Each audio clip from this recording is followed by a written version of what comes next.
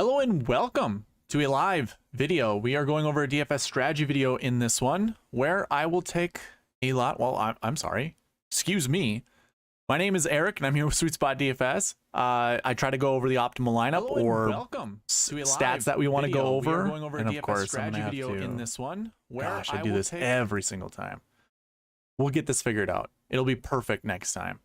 Like I was saying, this is a strategy video going over this live. And in the video, normally what we would do is go over Marquee Tee Times, but this week we don't have tee times, so we can't go over Marquee Tee Times. I'll go over the sweet spot ranks just to show you which golfers are showing up in my model, and then most of this video is actually going to be going over lineup and building lineups.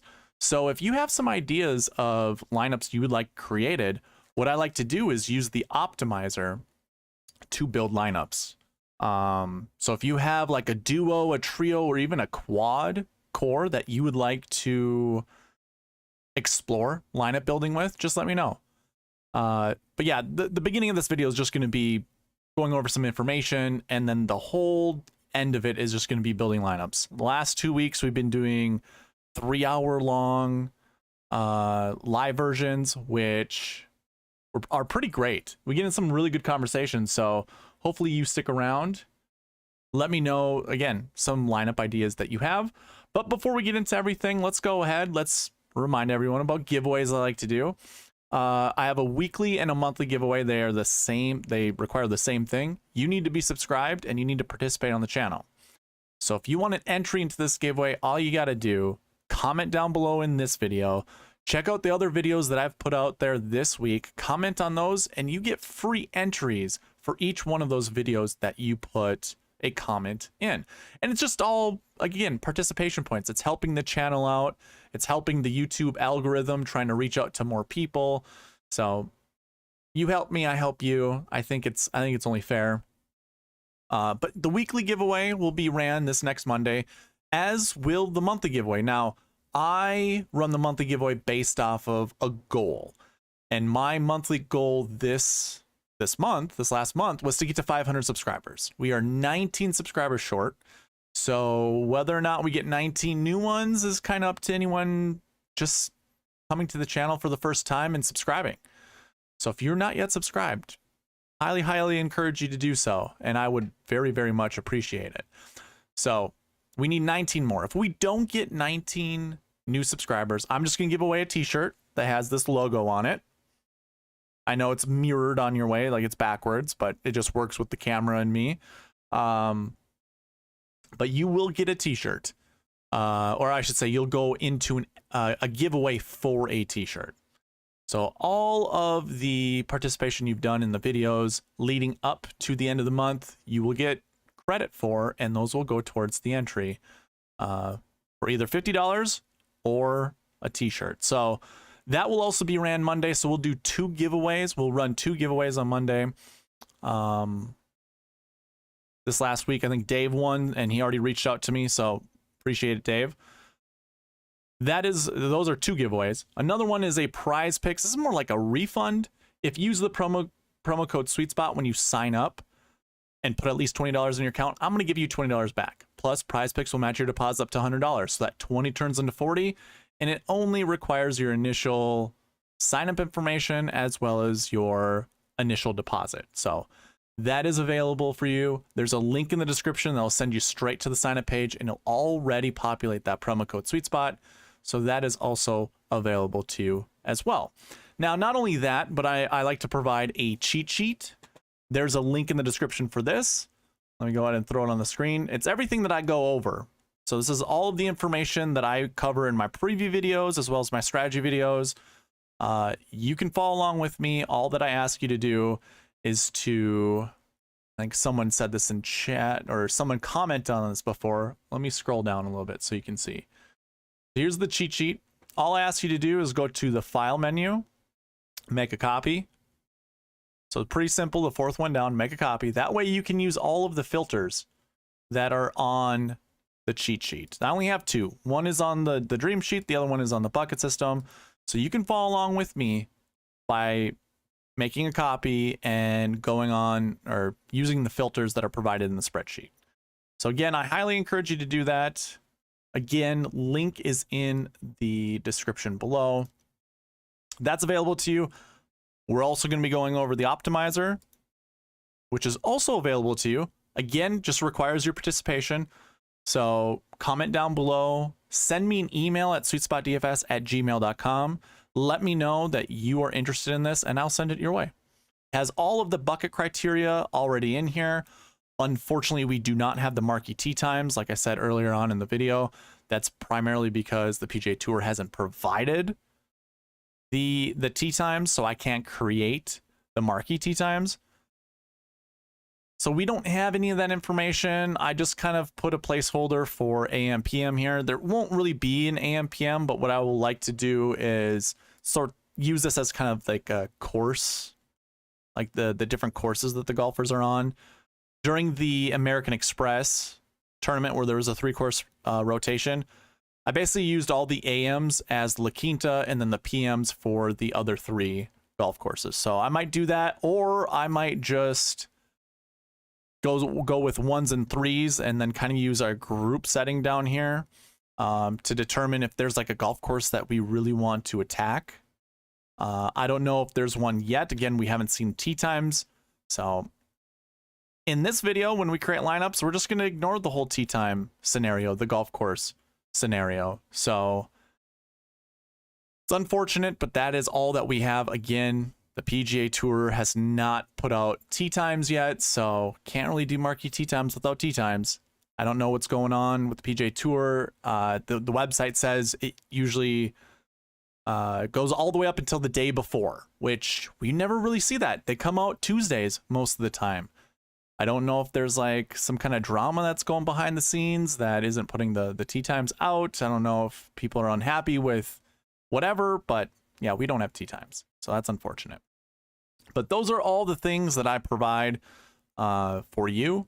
Again, we have the giveaways, the weekly, the monthly, the prize picks, kind of rebate, I guess I should say. And then the cheat sheet and the optimizer, all available to you just by being subscribed and participating on the channel. Okay, let's go ahead and get in this thing. We are going to talk about the rankings that I have for this tournament. I already have it sorted by my top ranked guy. You can already see it's Matthew Fitzpatrick. But let me explain to all of you what goes into my rankings. I do this every single week. Might as well continue the trend. We're looking at OWGR points.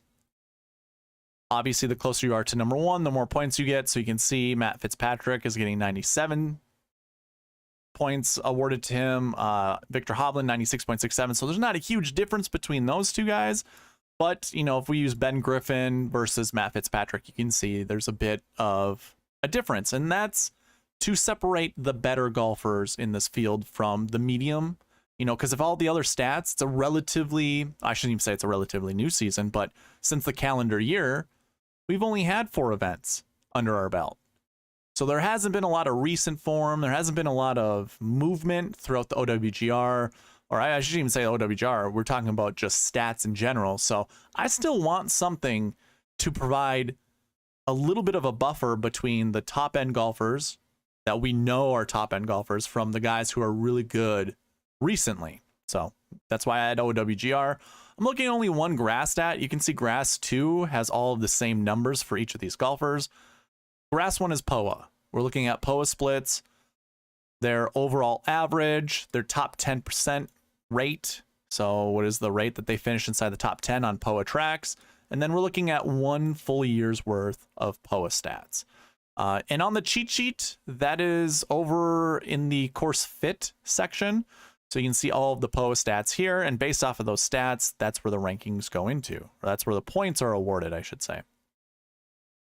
I'm looking at tournament history because this is a unique tournament. So why not? Of course, we want to be looking at tournament history. I think we do. And I think you saw that in the buckets yesterday in the preview video.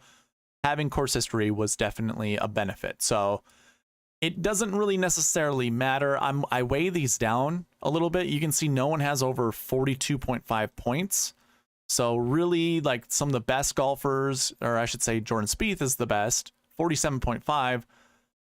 He's not getting much of a bump over like a Matt Fitzpatrick. I still want to include it, but it's not, it's not prevalent, not extremely prevalent. So just keep that in mind. I always like to look at these three stats: bogey avoidance, birdie or better, driving distance.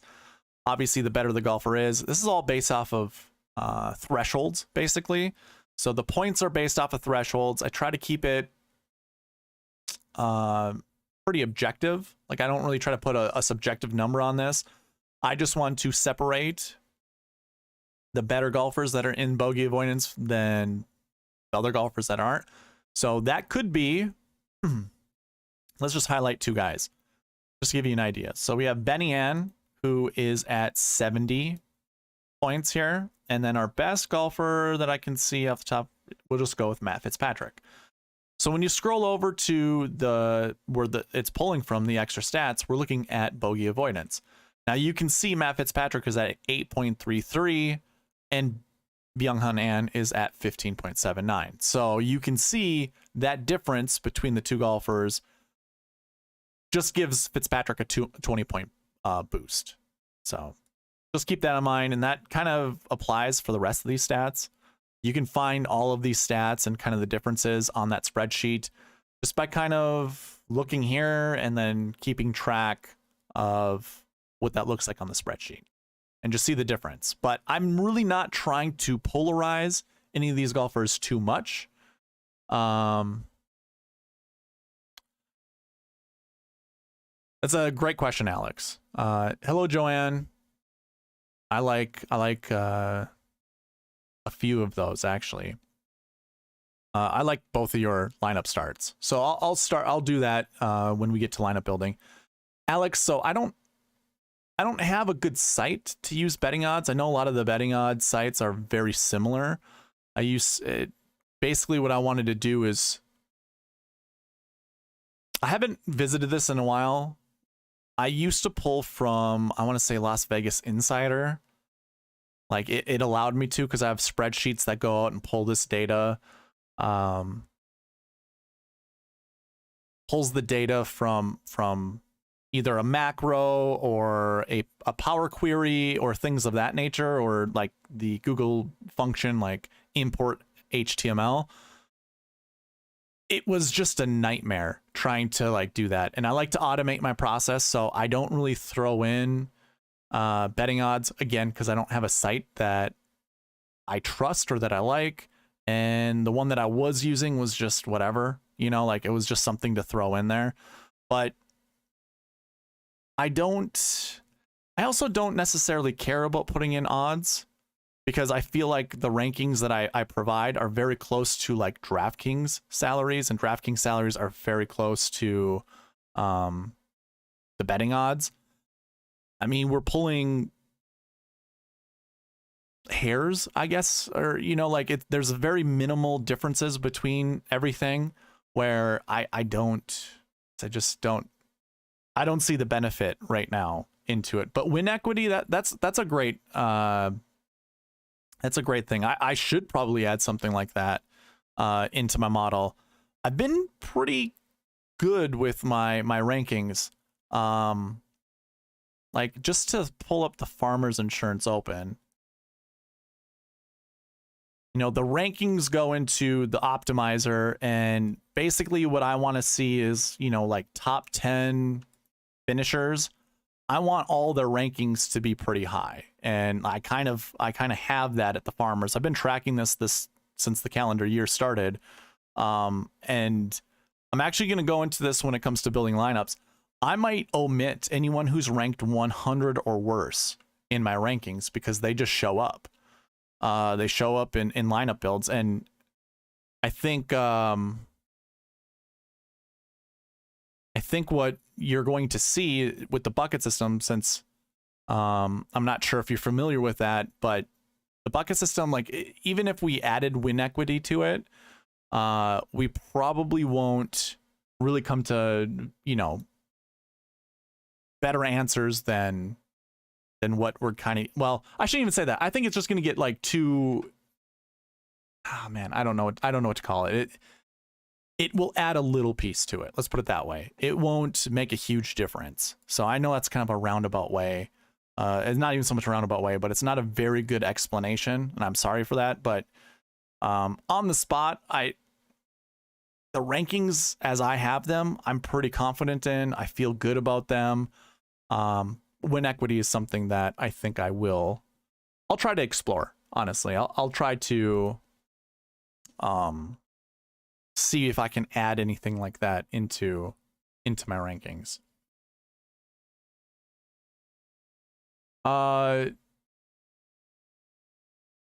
Basically, old Elvis, win equity is just, you know, like kind of giving a boost to the people that we think will have a better chance to win the tournament. I mean, it's kind of a subjective stat, if I'm being honest. Like win equity, we could use their odds versus like what their salaries are and provide us kind of like who's mispriced, essentially. Like who's in the 7K range that has 40-1 odds. It probably won't ever be something like that, but like their win equity is much better in, you know, than anyone else around him in the 7K range. So it's basically applying odds to salaries in a way, which I don't necessarily, I don't know. It doesn't really apply to anything that I do, but it's very interesting to bring up nonetheless. So Alex, I appreciate that question. Like I don't have any issue against it. I just, to be quite honest, haven't even really looked into it. So, moving on, but yeah, so I like to use the bogey avoidance, birdie or better, driving distance. Recent form stats are watered down by half. You know, you can see these all go up to 100. The max you can get here is 50 because, again, I don't want someone with super good recent form coming in and just blowing up my model just because they had a good last couple of weeks, essentially. And then scoring average, again, that's just basically your best scorers. Who has the lowest rounds in the field. And this is also based off a threshold, so it's not like the best golfer, we're going to see someone super good with scoring average if they don't meet that threshold, like the points that are awarded towards it. And then we're going over season-long stats, DK average, scoring average, round under 70%, cut made percentage, DK top 10. Again, this is one full year's worth of data. This is the data that I extract from Data Golf, and then I apply it to my own point totals, like my own thresholds. Old Elvis, what do you take as my value? Like, what do you mean by my value? Since your question was, does your value not help in selecting golfer of similar strategies? Yeah, I think so I guess this value here, this is based off of DK points versus salary. So if that's what you're asking, the value here is just how many DK points are they scoring versus their salary. I think if we go over to like season long, of course my spreadsheet locks up on me. There we go. So if we were to go to DK points for the season long, again, this is available to anyone that's on using the cheat sheet. You can kind of see like D-Tree, 85.9 DK points on average over the full year at $8,800 is very similar to the value that Will Gordon is at 75 points, but basically $1,000 cheaper than him. So that makes sense, right? That's where the value kind of comes into play. I don't include the value whatsoever. This is just a fun thing to look at to me. You know, like reviewing a tournament. It's not something that I necessarily go by, but sometimes I will see that and go, that's very interesting. Because like Scott Brown, you know, $6,300 tells me, you know, he's playing a little bit better than, I mean, his value at $6,300 seems pretty good, but it's not something that I'm super looking into or trying to figure out. Yep. Okay. Perfect. Then I answered your question, right? So yeah, when we look at rankings top down, Matt Fitzpatrick's #1, Victor Hovland's 2, and Jordan Spieth's 3, all in the 10K range. What's really surprising is Tom Hoagie is 7th in my rankings. He's the 4th highest priced guy. And we actually have Thomas Dietrich above him. Maverick McNeely is going to be a favorite to a lot of people this week. And Seamus Power. So really, outside of maybe Dietrich and Hoagie, these are kind of the salaries we anticipate seeing, especially based off my rankings. And I imagine if we had implied odds or implied odds or win equity added to the sheet, we'd probably see something very similar. So that's what goes into the rankings. Now, what I would say is I would use the rankings to talk about the Marquee Tee Times, but we don't have Tee Times. I'm actually trying to see if I can refresh it because I could make an update really quick to the spreadsheet. Oh my God, we did. We just got, oh my God, seriously? Okay, so let's do this. I'm going to show you how this works. Maybe you guys will be interested in this. I mean, I watch streams sometimes that show how things are updated. So I'm going to do that for you guys. So we have, this is so stupid, by the way, that it just showed up. We do have the Tee Times. They finally just came in. So what I do is I copy everything. I have this import sheet that pulls everything into the DK sheet right here. You can see this is all wide open. If I go to the Tee Times here, there's a bunch of formulas that get driven in here. But what I have to do first is copy them all right here and kind of scroll through and just remove anything that has links to it, because that's, for whatever reason, they have links.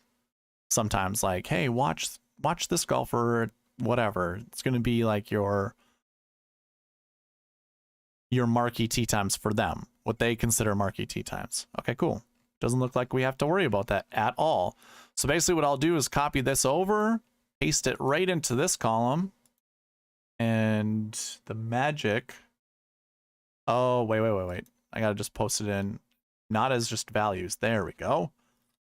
And everything gets populated. So I have a very complicated if and then statement in all of these that provide Tee Times.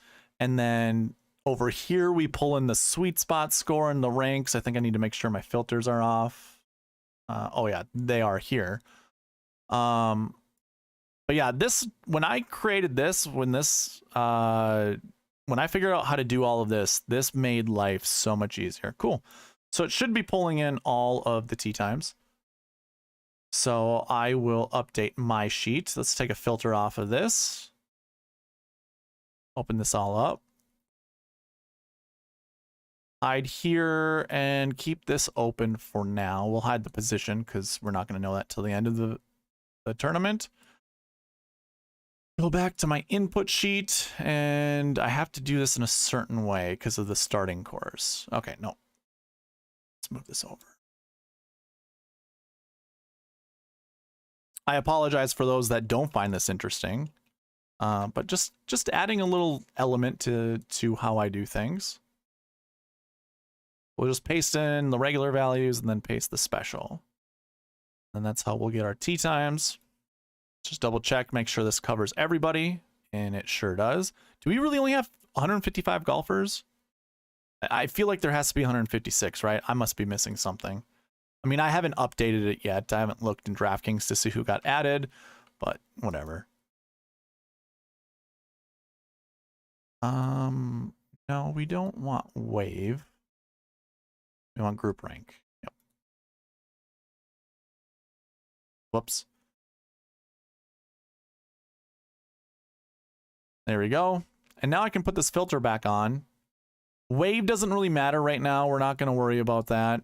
I'm not going to do all of that stuff because it's just not going to really matter. Go ahead and put this on and then do this. And we're going to get kind of a messy, and this is what happened during the American Express. But for the most part, I think we have our rankings pretty decent. If I go by game first, and then here we're going to have our lineup. So we have Dietrich and Power together. Just to double check on that. Dietrich and Power are definitely playing together. That's great. That's data validation. Fitzpatrick and Kuchar. That's interesting. Okay. So Fitz and Kuchar. Cool. So that's enough for me. I've validated. That's good enough. And I'm going to actually copy the top 12 groups. So what would that be? Because I'm not going to trust that number. So Chad Ramey. Chad Ramey and up are our top 12 groups. These are going to be our Marquee Tee Times. And we'll just copy the bottom 4 here, and these will be kind of honorary mentions. So, interesting, right?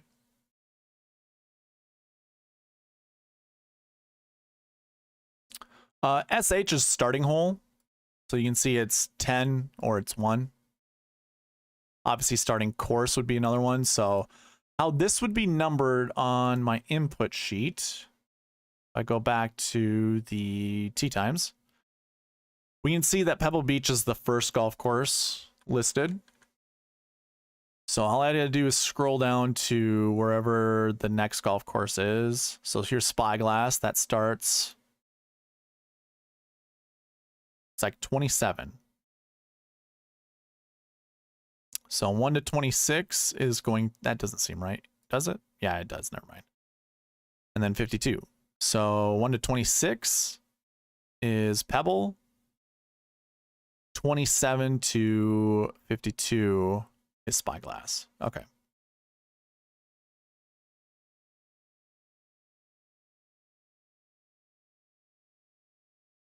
So this was Pebble, right? Pebble Beach. Goes down to 26. And it's Spyglass Hill. So how do we do that? Spyglass Hill. That makes things weird, right? Because SH and SH kind of confuses things, but this goes down to 52. Just to double check, that was right. Right. 52. Correct. Okay. Hack and Burmester. Got it. And then we have Monterey Peninsula. The rest. Cool. Now, I would love to actually provide more analysis into this, but I haven't been able to look at it. So I don't know. I can't give any like proper information about that right now, but that was pretty quick, right, guys? That wasn't too bad. I don't even know what time we're at. We're at 27, but here we are, right into the Marquee Tee Times. Perfect. So I did this during the American Express, and it still kind of came out. Like I wasn't actually, let's actually pull that up. Let's look at the American Express.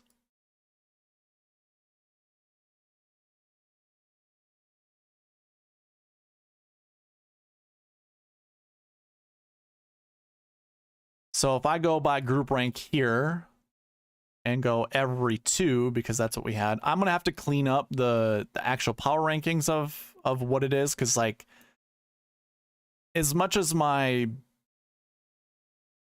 input sheet, the master sheet, as great as that pulls information in, if there are ties between people, like you can see Xander and Cantlay up here, they equal 7 for their group rank. So does Scotty Scheffler and Tony Finau. But what I was just getting at is I wasn't sure how the Marquee Tee Times were going to look at the American Express. And this is a 3-course rotation, and it was only by every 2 golfer. Like 2 golfers were in a group with their playing partners. I didn't know how I felt about doing Marquee Tee Times because I just don't know if you can draft. You know, like that's one of the best things about group plays. You can draft behind a really good player. It'll elevate your play for a little while. The same can be said if they're playing poorly. It might actually hurt you. But looking at the Marquee Tee Times, these are your best golfers in the field most of the time. And I would imagine that they pump themselves up a little bit. So it worked out. The Marquee Tee Times worked out at the American Express. So I have no real reason to believe that the Marquee Tee Times won't work out at Pebble Beach, at the Pro-Am. So I actually highlighted more on the Pebble Beach Pro-Am than I did in the American Express. But the same rules are going to apply. Grab somewhere between 2 to 4 golfers from the Marquee Tee Times. And don't grab 2 golfers from the same group. We saw that at the Farmers Insurance Open, which, you know, that was an anomaly. I've never seen anything like that before. So that isn't to say you can't select 2 golfers. Like, if you like Fitzpatrick and you like Kuchar, by all means, like, play them. What I've noticed doesn't really pan out. Last week it did. Obviously, we're under 10%. Like, the 10% chance that it'll actually work out, having golfers from the same group be in the optimal lineup, or even in the GPP winning lineup. It's a low hit percentage. So keep that in mind. That's all that I'm trying to point you guys towards. So with that being said, your Marquee Tee Times, to me, are the easier golfers to anchor your lineups around. I think it's simpler doing it that way. And I think it'll give you an advantage. I just want to look at something from the American Express. If we kept going down, okay. I'm trying to look like down here and it doesn't work. So how many did I actually highlight in this one? The tops. Okay, it was still the top 9 groups. That's fine. Let's do that. The top 9 groups. So right here would be the cutoff. And oh yeah, I remember why I did this, because the spreadsheet, the optimizer that I have can only use 9 groups. We can't do more than that. So these are really your Marquee Tee Times here. So I would say grab 2 golfers from here, 2 to 4, and to anchor around, and then we go from there. Maybe you can grab one of these guys down here, just like at the American Express. I think that's fine. Kind of interesting because Alex Smalley's down there. I know he's going to be a favorite of a lot of people. Yeah. I'm glad we were able to sort that out. I had a feeling that the tee times were going to drop right when I went live. I had a feeling. I'd kind of been checking it during this live stream just to see if they would show up, and they did. So I'm glad to be able to actually provide that. I don't quite know the strategy that we would want to deploy. I don't know what the weather looks like for the 3 days. So because they were all updated,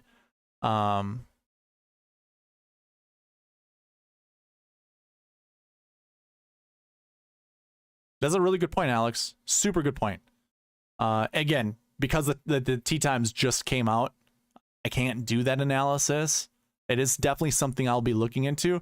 If you guys want to provide that for me while I go through this and do the live stuff, and also when we get to the lineup building, all the better. We can anchor around some of those players and go from there.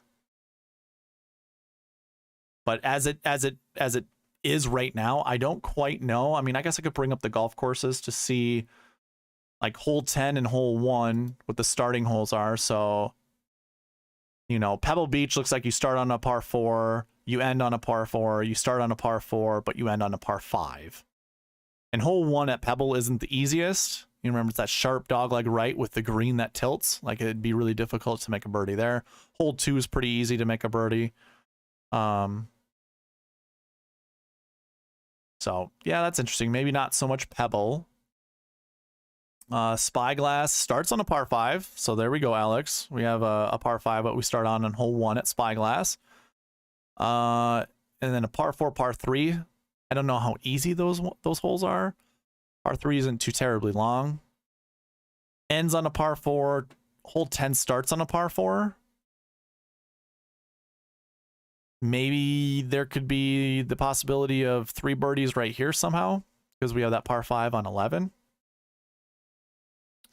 Nothing's really showing at Spyglass, and then Monterey starts on a par 4, ends on a par 3, and then starts on a par 5. Yeah, I don't know, man. I'm not seeing like just by numbers alone. Like, of course we could dig into like hole by hole and really try to look. I mean, I guess hole 9, long par 3, that's probably not an easy birdie hole. I just don't like birdies on par 3s. It's pretty difficult to, you know, we would need our like really good approach players to hit their iron shots really well on those par 3s. So yeah, I don't know. Nothing's really pointing out to say what is a good starting hole to start on. or what's a good golf course and which hole you would play to start on to give us like the biggest advantage. I think weather probably plays a really big factor into it. I think you want golfers, no matter what, to have a low wind day at Pebble. I think you would get the biggest advantage.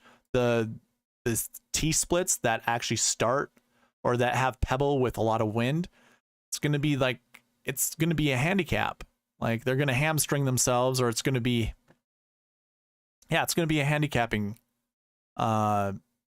thing to happen to those golfers.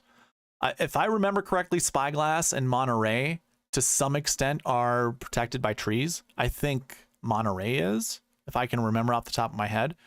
And I don't think Spyglass is too much around the ocean. Like I don't know how many holes really are affected by the ocean.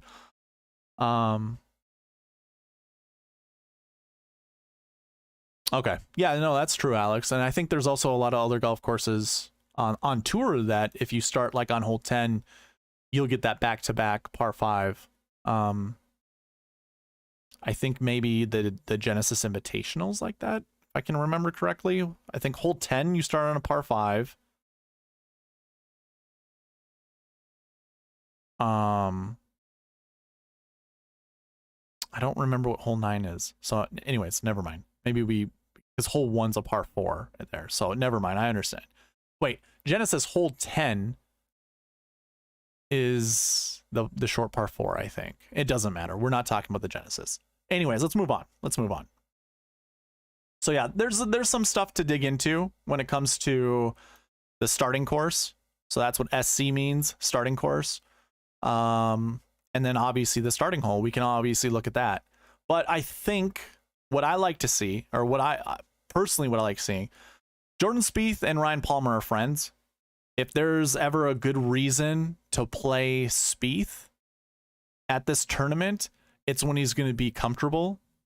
I think it just helps. Every little bit helps. And I know these guys are quote unquote friends. I mean, there's a 17 age difference, 17-year difference between their ages, but they're both from Texas. They've played together before. That I think helps. I'm not saying it's something that really should push you over, but I do like seeing that with Jordan Spieth. And I guess it is notable. You know, we like Fitzpatrick a lot this week, or I do at least. I like Power a lot this week. We have Hovland in this. You know, they're all starting on Spyglass Hill. I still like a 10K golfer this week. And I don't think there's an issue with starting any of those guys. Obviously, I imagine that Pebble's going to be the Saturday course for these guys.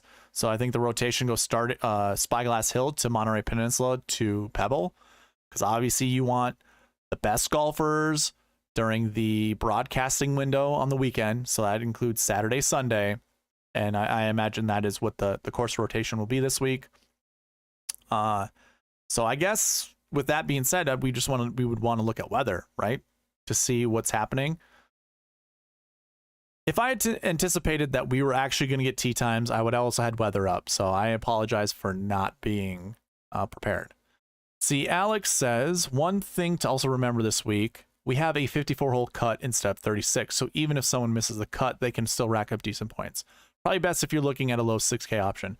Yeah, and I mean, we talked about that a lot during the American Express, and that is obviously something really good to bring up. Now that you say that, I don't remember saying this in my preview video at all. But yeah, 54-hole cut. What we used to talk about, or what I talked about at the American Express, because at that tournament, it was either 3 years ago or 4 years, somewhere between 2 to 4 years ago. I know that's kind of a big gap. But someone who won a GPP with only getting 5 guys through the cut. Because of a 54-hole cut, people can still rack up points. And especially if Sunday, because here's the thing. You need the kind of perfect storm of things to happen. You have a 54-hole cut, and then Sunday is the worst weather conditions you could possibly have. If you birdie, or I should say, if you par all 18 holes, the most points you can even gain with DraftKings, without moving, like changing finishing position, it's 9 points, because you get a half of a point for a par. Obviously 18 divided by 2 is 9, so that's the most. Sometimes golfers only get an additional 4 points for golfing in a during a round of golf, especially if no birdies are had. So that is a really good point. We would need to have that weather draw be like that. So Saturday, Sunday, if there's no wind, I think it's still, you want 6 of 6 through the cut. But let's say, yeah, I mean, the perfect storm is Sunday. If Sunday has really bad weather, then that's where we're going to see something of that extent could happen, I should say. I wouldn't say we'll see it like it's a definitive, but it's definitely a possibility. Let's see here. I think we are done talking about the Marquee Tee Times. Great conversation, Alex. Thank you for participating. I don't remember seeing you in the live chat any other time before this week, so I love this. Anyone else that is willing to provide any input, go ahead. But I think from here, okay, so we're going to go into anchor buckets. I was going to say we're going to build lineups. No, we're going into our anchor buckets. So if you're following along with me, again, the cheat sheet is available. There is a link in the description below. Once you're there, obviously hit file and make a copy. Once you make a copy, you can use the filters that I will be using here just to show you what I look for when it comes to the anchor buckets. So we went over the buckets last week in the preview, or not last week, yesterday in the preview pretty extensively, and we went over all the golfers that we liked. Now the anchor buckets are basically saying you want to pick at least one guy from this bucket, and it's going to help us kind of start with some anchor points to build our lineups around. That's why I call them anchor buckets. So very first thing I want you to do, go to the max projection, filter by condition, and go greater than or equal to 2. And I'm sorry if it's small on the screen, but if you're following, I think you probably can see it if you are on the cheat sheet. And then the next thing we're going to do is go to this year. So in column L, go to this year, filter by condition, and we're going to go less than or equal to, we're going to put a condition on this, and we're going to go, let's go 30. Yeah, perfect. So this really narrows down the selection to pick. We're not going to look at salaries. 10K, we talked about this in the preview video. 10K, especially with course history 1 golfer, or I shouldn't even say that. 10K with the top 20 the year before. So that would be your last year buckets. They go hand in hand. We've seen it every single year that salaries have been constructed or have been available for us to review at the AT&T Pebble Beach. So when we look at last year ones, this is an anchor bucket. We want to select somewhere between 2 to 4. So now we go over to the DK page, which would be the dream sheet for you guys following along on the spreadsheet. I'm going to filter my salaries down. We're not going to look at the Marquee Tee Times, and we're going to look at last year ones. So go into that last year column and go down to 1. We don't have many. These are all top 20s from last year. We want to pick 2 to 4 of these guys and primarily pick a 10K golfer. So one of these 10K golfers are basically what I'm going to want to anchor my lineups around. And to me, it's easy. I'm going to go with Matthew Fitzpatrick. I do like Jordan Spieth. I think this is a perfect golf course for him. You don't, as much as people out there are talking about good drive percentage, being very accurate off the tee. The thing we were talking about Jordan Spieth last year when he finished second at this tournament is you don't need to be straight at this golf course. The rough isn't very penal. His around the green game is really good. Yeah, hitting from the fairway is very, very beneficial. But if my buddy Byron is in the chat, him and I, in private conversations, we're talking about how soft conditions provide a lot of spin. This is a soft condition type of golf course. It's going to provide a lot of spin. So perhaps being in the fairway isn't as advantageous as we all want to believe it is. Now, don't get me wrong. I'm not trying to sell you on the fact of finding guys who are erratic off the tee. That's not at all what I'm trying to do here. All I'm trying to say is maybe table or reduce the the importance of finding the fairway, because that's all that I've been hearing on a lot of the podcasts is you have to find the fairway. The fairways are very narrow here. Last year, what we were talking about, at least what I was talking about with Jordan Spieth, is you don't need to hit the fairway at this golf course or at this tournament. Most of the golf courses, or at least Pebble, you don't really need to. Monterey, you might get in some tree trouble. There's obviously that issue there, but I don't think it is as important as people are making it out to be. If you want to play Jordan Spieth, play Jordan Spieth. I think that's fine.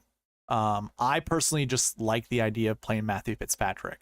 And I like starting with him and probably going to Seamus Power.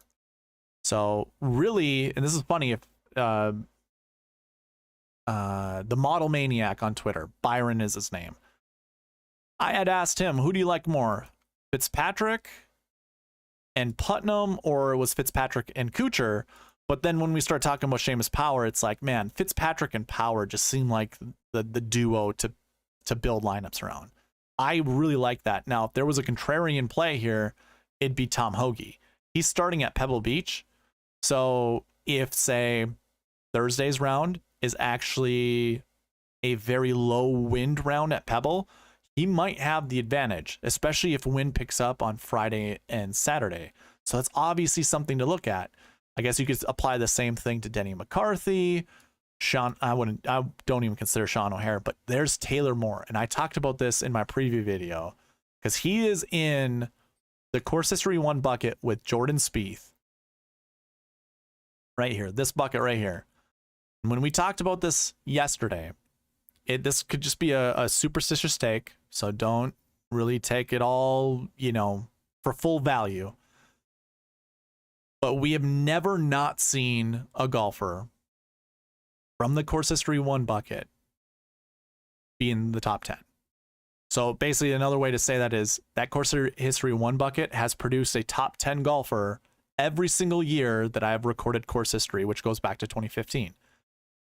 The only caveat to that is there are only 3 golfers in that bucket. It is Jordan Spieth, Taylor Moore, and Marcel Siem, which I don't consider playing Marcel Siem this week, but it's definitely available to you to do that. Now, if you don't care about that, that's fine. I'm not trying, because the projection for that bucket is 0 to 1. And the projection is based off of what we anticipate to see inside the top 10, like that bucket producing a top 10 golfer, 0 to 1. So it could literally produce 0 golfers, or it could produce 1. And if we see 100% frequency rate dating back to 2015, and we want to continue on with that trend, then it's Jordan Spieth, Taylor Moore, or Marcel Siem. So just throwing that out there for all the superstitious folks. I'm going to look at the projections.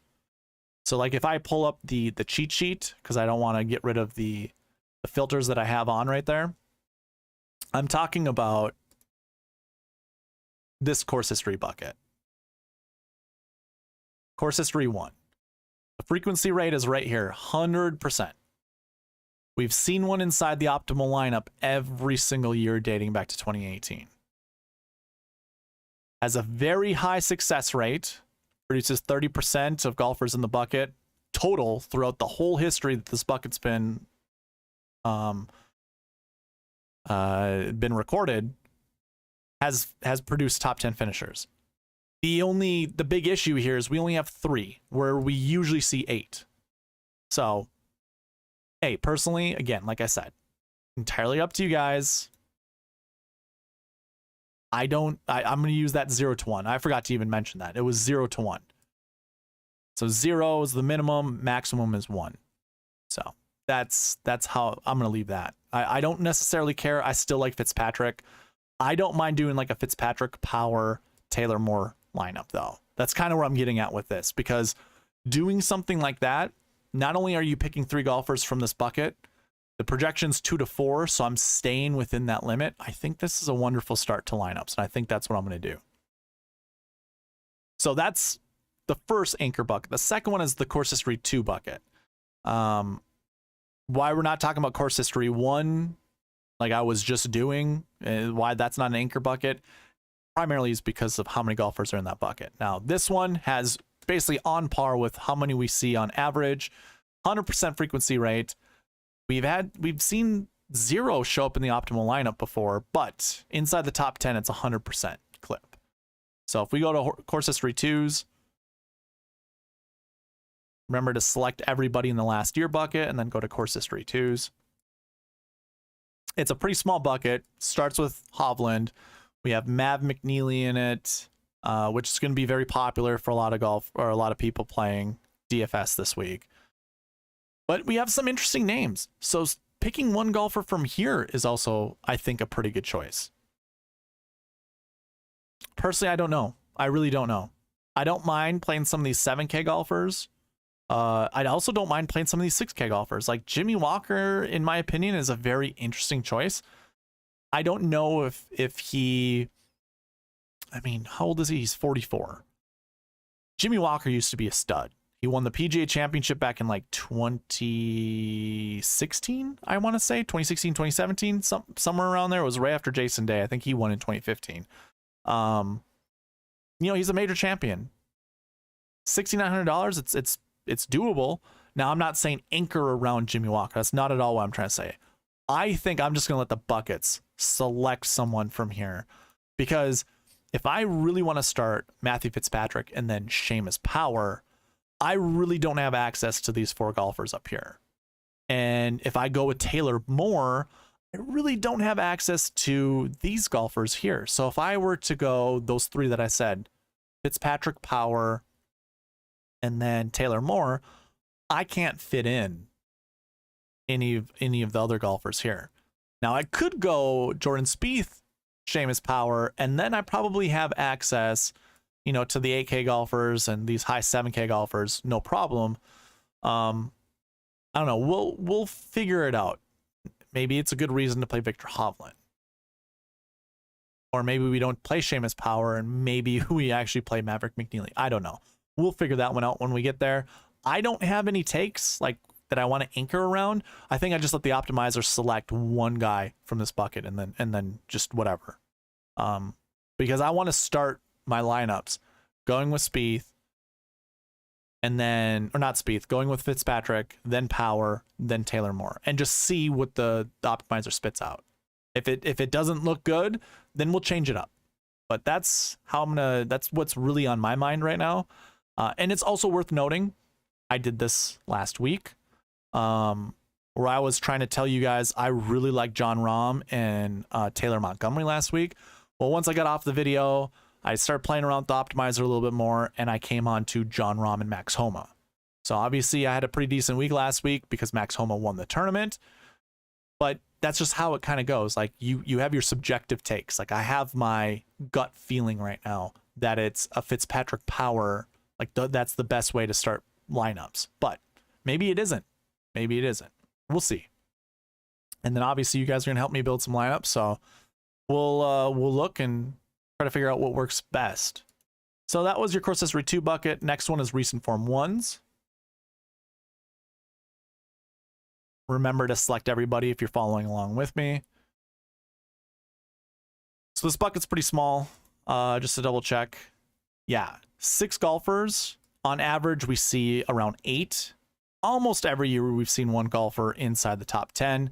And the projection is 1 to 3. It's barely over 2. And remember, if this is over 2, it doesn't matter by how much. This still gets rounded up to 3. So it's 1 to 3. Pretty confident at least 1. Yeah, we can select up to 3. It's fine. With the small sample that we have, though, we do have Fitzpatrick. So if we anchor on Fitzpatrick, we kind of cover this bucket. And the last bucket we talked about, Victor Hovland was in. So if you wanted to start with Victor Hovland, you also have this bucket covered. So it just feels natural there. Now, Maverick McNeely was also in that bucket, so that's obviously something to choose. Andrew Putnam was in the same bucket as Fitzpatrick. So we're having a lot of overlap here. We have a lot of overlap with these 4 golfers. Really, it's kind of the first time seeing Kuchar or Van Rooyen, but hey, we can pick up from 1 to 3. So if we really like Fitzpatrick, maybe we go something like Fitzpatrick and McNeely.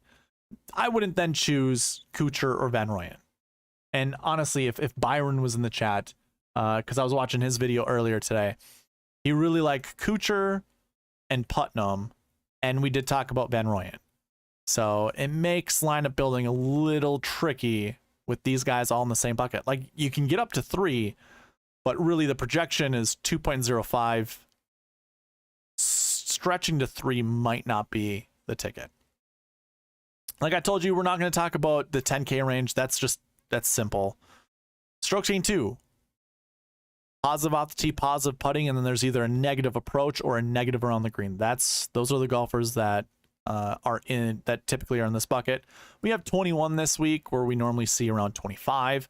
100% frequency rate of being inside the top 10. 100% frequency rate of being in the optimal lineup. And we want somewhere between 1 to 3. So again, we'll open this up back up to everybody, and then clear everything out here in the stroke chain bucket and go down to 2. And there we go. We've got Hovland. I mean, we got all the golfers we were just already talking about. So Hovland, we've already said. We've already named.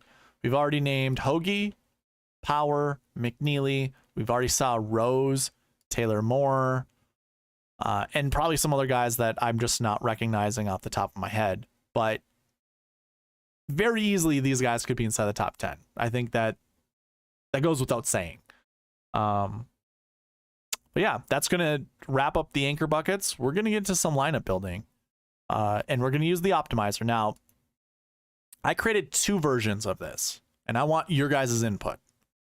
So this version here, and I was talking about this during the rankings. I think it was when Alex was mentioning a few things. I have one that has all 156 golfers in the field. They're 155. I don't know who the 156 golfer is. I haven't added them to any of my stuff yet. I don't think it really matters. That's Mr. Irrelevant, pretty much. I have 156 golfers here, or I have a version that has just the top 100 from the SweetSpot ranks. Which version would you like me to choose? And if we build lineups, you let me know.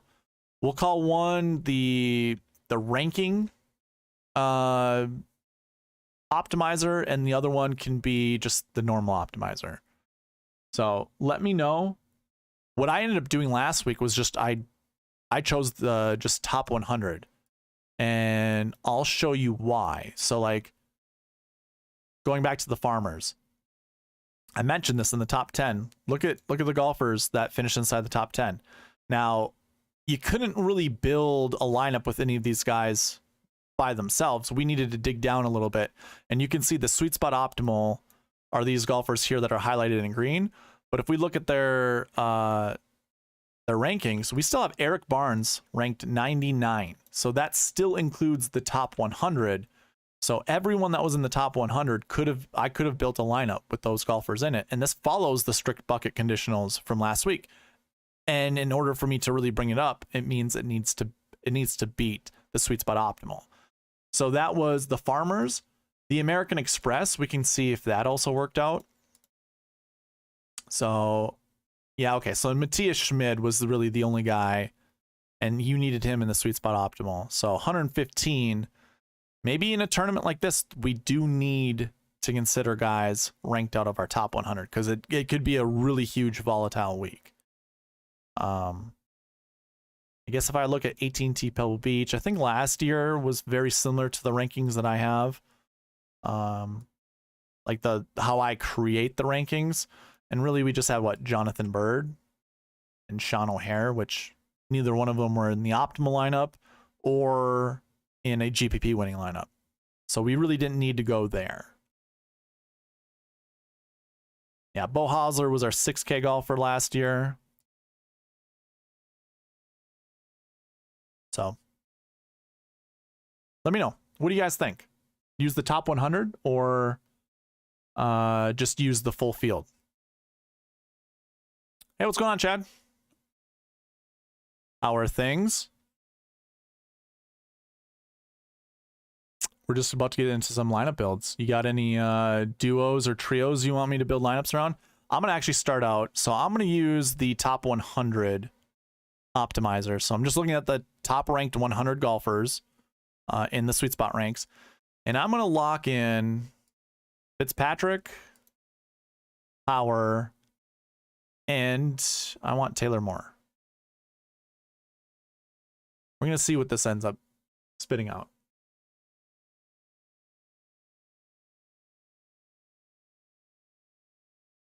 Ooh, very interesting. Yeah, I don't mind this lineup. So Fitzpatrick, Power, Gordon, Taylor Moore, S.H. Kim, and Tyson Alexander. Power Putnam, sure, let's do that.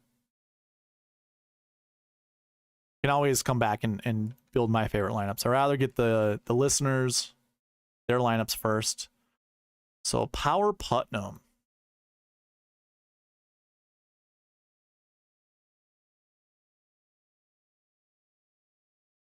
You know what, Chad? I have to take off one of the conditionals. I have to, because it wants to pick a 10K golfer. So there you go. There's your ultimate GPP winning lineup. But I'm gonna remove a 10K golfer from here because I'm telling the optimizer to select one.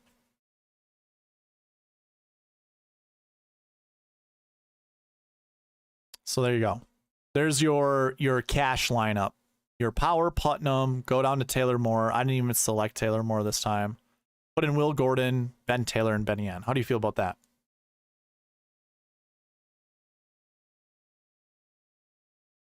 Yeah.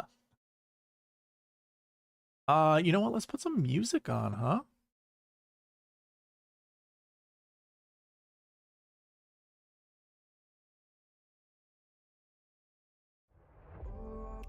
Tell me if you want a little louder.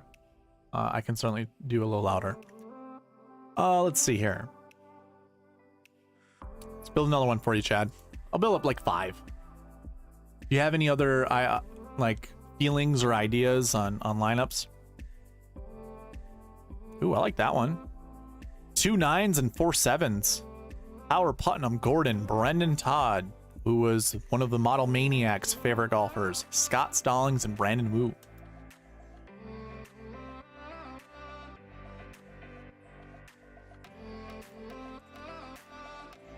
And we replace one and put in Kevin Streelman, so your core is kind of...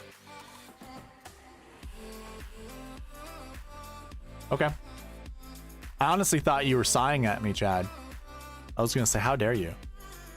Raising sick.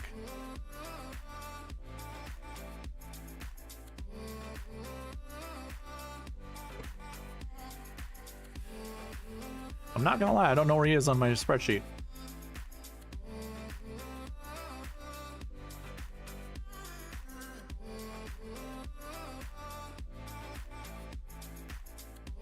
Yeah, I found him.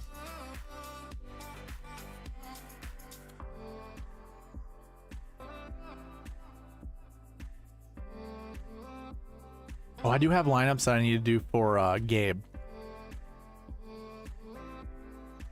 Still 4 7. So here, what I'm gonna do is I'm gonna actually move this to 3. You let me know if you like 4 7Ks. 4 is stretching it when it came to the projections for the buckets. So I'd be more comfortable putting 3 in, and I think it might give you a little bit more interesting lineups. Because we'll include an 8K. There you go, Taylor Moore. Yeah, I like Taylor Moore. Grayson 6 actually my lowest guy here. So let me find Ben Taylor, 898. Do you like Ben Taylor? Because I can cross any of these guys out. You want me to cross out Will Gordon? I can certainly do that. Let's do that, because I feel like you're not a Gordon guy this week.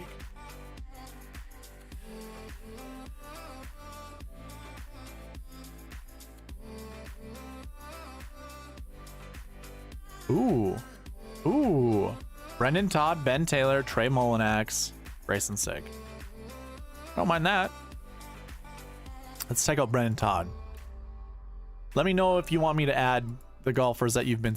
Ooh, that's a yes instead of an N. You can see the same thing.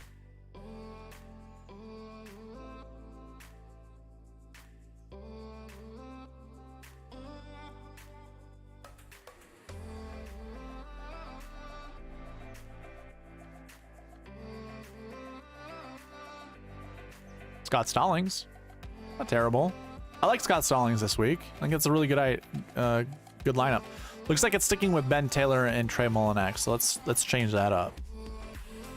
I like Ben Taylor this week, but just gonna change it up.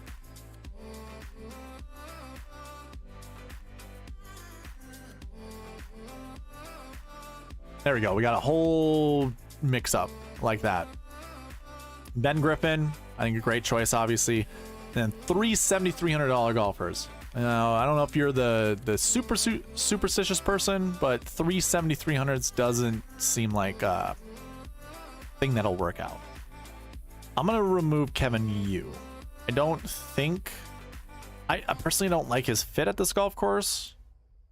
I could be talked into him, but might have a sour taste from last week where Kevin Wu was in a ton of my mass entered lineups. I had him twice.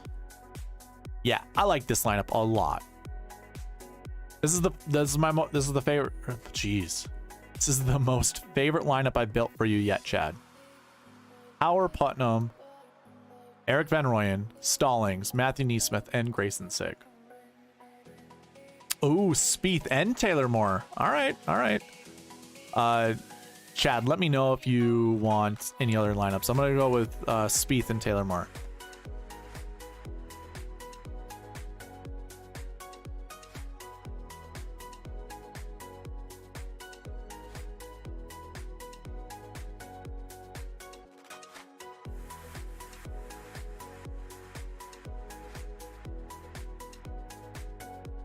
Oh, gross. Holy moly. Spieth, Fitzpatrick, bringing in Duffner. Now, this is my top 100. So, Duffner made the top 100 in my ranks. Absolutely, Chad, anytime. I mean, this is one of those... Wow. It really wants to shake things up and get a low 6K golfer, or just a 6K golfer. Talk about your ultimate GPP winning lineups, or not winning lineups, GPP lineups. I like something like this though. Spieth, Taylor Moore, Eric Van Rooyen, Brendan Todd, Will Gordon, Kurt Kitayama. Alex, do you have a third golfer that you like? Or even a fourth golfer? I could put 4 of them together. Kuchar, Moore, Ben Taylor, Merritt. I like that lineup. I like that lineup a lot. Fitzpatrick, Spieth, Taylor Moore, Troy Merritt, Danny Willett, Austin Smith. I don't mind this lineup at all. Like I like Moore. I like Merritt this week. Danny Willett, I have no issues playing Danny Willett. Like, what tournament was it? The Fortinet, where he choked himself out of a victory, basically. Max Homa chipped in, forced a playoff because Danny Willett 3 putts, which, holy crap, that's a whole whatever. And then he just wasn't the same after. Now, I think he's got the talent to I think he has the talent to pull it off, to come back, I should say. So I don't mind a lineup like this. And then Austin Smotherman at this golf course seems like a pretty decent play. Rose. Okay. Let's see. Rose is where? Right here. I like that. That's a 10-9-8 start. Love that. I'm going to clear this all out so we can grab some of these guys again. You can also let me know if you just want to golf for X out. If you see someone that continues to be to show up, just tell me. I'll X them out. Ooh. Okay. So I don't mind Will McGirt, by the way. I think this is a really good golf course for Dirt McGirt. Spieth, Rose, Taylor Moore, Troy Merritt, which I think is a safe play, Eric Van Rooyen, which I think is a sneaky upside play, and McGirt, I think can make a cut for you. I like that lineup a lot.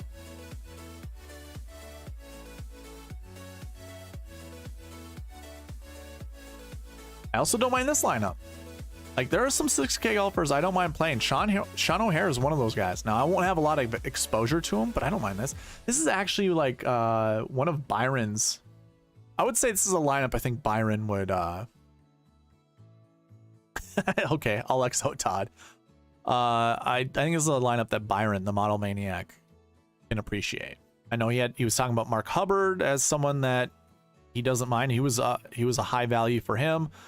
Van Rooyen was another golfer that he liked. I don't mind that lineup. That's a good one. If it gets to Todd, we'll cross out Todd, but I don't think mean, sometimes the buckets aren't even going to get to like Brendan Todd. So we replace O'Hare with Dylan Wu. I like Dylan Wu this week. I don't mind putting a little Dylan Wu in my lineups. Hey, so these are some decent GPP lineups. Like Chris Stroud, haven't heard from him in a long time, but he used to be like a really solid player. Sung Kang even. Okay, so I think what we want to probably do is cross out Eric Van Rooyen. We want to create a little different diversity, right? You let me know. Should we cross out EVR? There's a 10-second delay, so I'll build another lineup.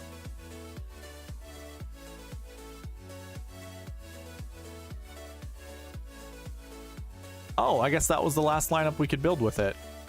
So the strict conditions in here, by the way, don't really open it up for starting that strict. I think if I were to take out more and just go with like Spieth and Rose, the rest of the AK, okay. Yeah, so how about this? I will set the AK to 0, so 0 maximum. That way it won't pick an 8K, but yeah, let's just do that.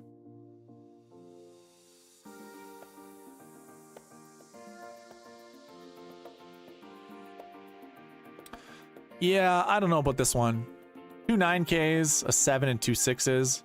Very unique, very stars and scrubs, but I'm not going to put 2 6K golfers in my lineup, I don't think. Not this week. And if I do, they're going to have to be more quality than these players. Like Tyson Alexander keeps showing up.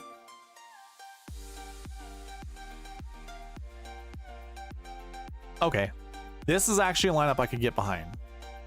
Fitzpatrick, Spieth, Justin Rose, Fratelli, Lingmerth, and Cohn. Super unique, super volatile, obviously. I do think that there's a possibility 2 6K golfers could be inside the top or in the optimal lineup this week, but I'm actually going to limit it to 1. I want to build some quality lineups. We don't need to get super crazy.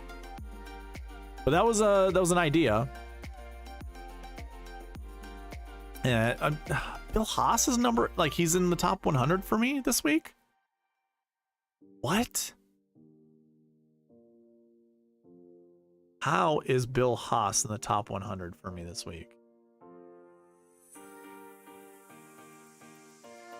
This is 2022.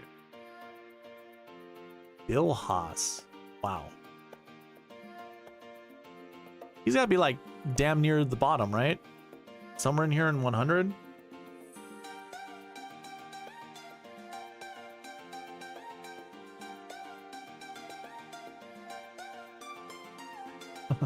Where the hell is he? 94. He's a 94th in my model. Yuck. Crazy. Spieth, Taylor, Moore, Mullinax. Okay. Very specific. Let's do it.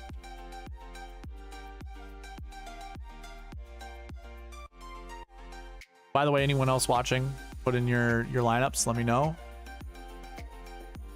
Spieth, Taylor, Moore, Mullinax.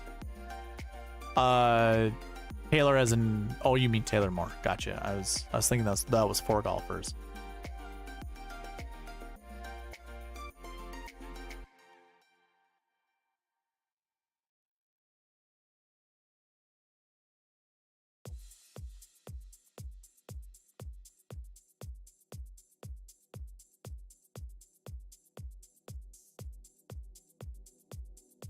Huh.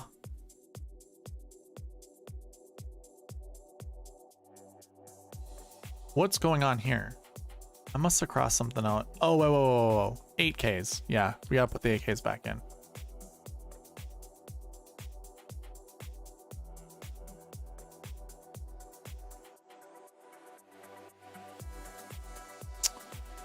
Jason Duffner, of course. So it's gonna go through the rigmarole of all the other 6Ks that we just looked at. Now, it could be possible. Okay, now we include James Hahn. That's interesting.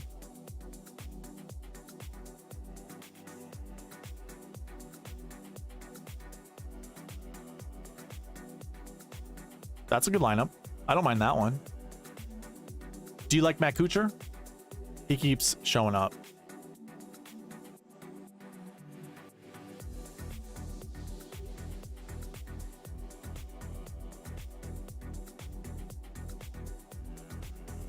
Do we freeze?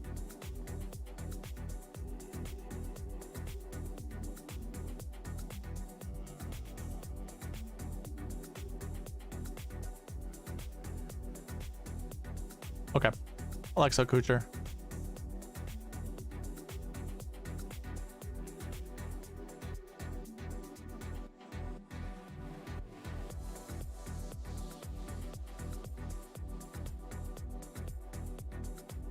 I don't mind something like that.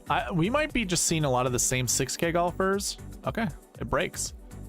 I would probably guess that Taylor Moore, because if we went over the anchor buckets, and again, this is including kind of the strict conditionals, it's not a bucket like you want to choose Spieth or Taylor Moore. I can obviously open this up to more. So here, let me take out the strict piece of it. I can set these all to zeros.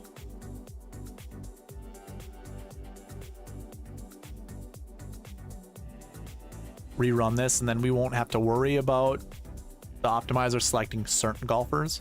Now I can put that back in here to show you, you know, if you didn't like Spieth with more and you're cool with crossing one of them out, I can build more lineups that way. But here's without, you know, making sure it selects certain buckets. So basically removing the anchor bucket portion of it, and then just kind of using the maxes to limit ourselves from grabbing too many guys. You're getting more of like a rounded out lineup here, and this is actually a really good one. Spieth, Moore, Mullinax, Brendan Todd, Will Gordon, and Kurt Kitayama.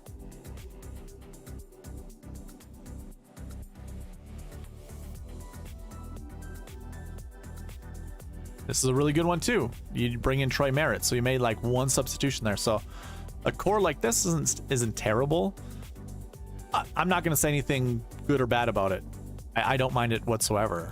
And it looks like that is kind of the core that continues to show up. So starting with Spieth, Taylor Moore, and Trey Mullinax, so locking those guys in.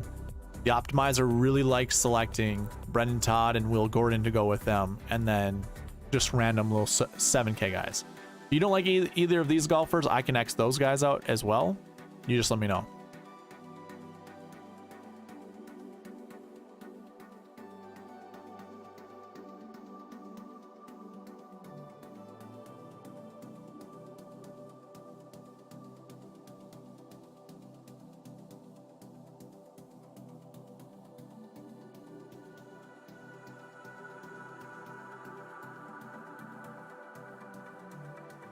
Okay. Russell Knox isn't so bad.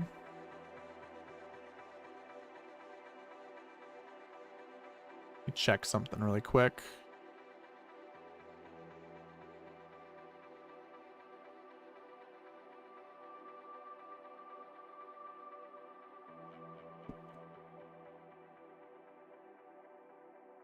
Okay, no, that's fine. I also don't, I'm not gonna hold you against that. I don't like Brendan Todd. I can't play Brendan Todd either. So 937, let's X him out.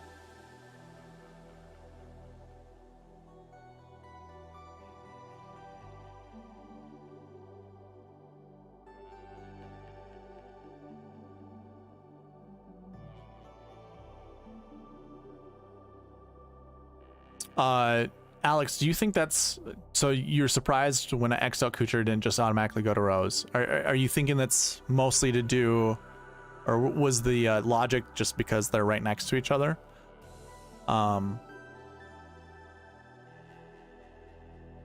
Yeah, they're really close in points, like super close in points.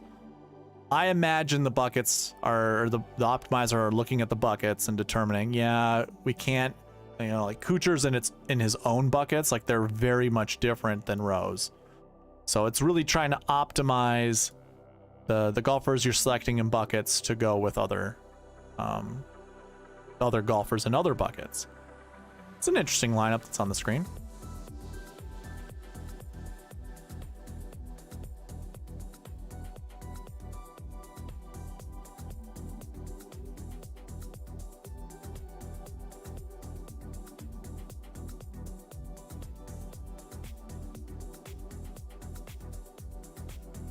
Ooh, here's a good one. Spieth, Taylor Moore, Mullinax, Gordon, Stallings, and Justin Suh. I like Justin Suh. I don't know how you feel about him, but I think he's a good play this week. Gordon at 76. I think I'm just gonna X him out.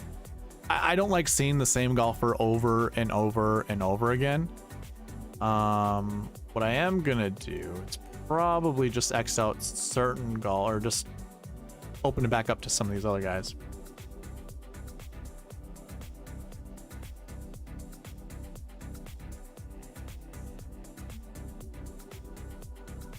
Spieth, Moore, Scott Stallings, Benny Ann, Trey Mullinax, and Kurt Kitayama. That's a good lineup.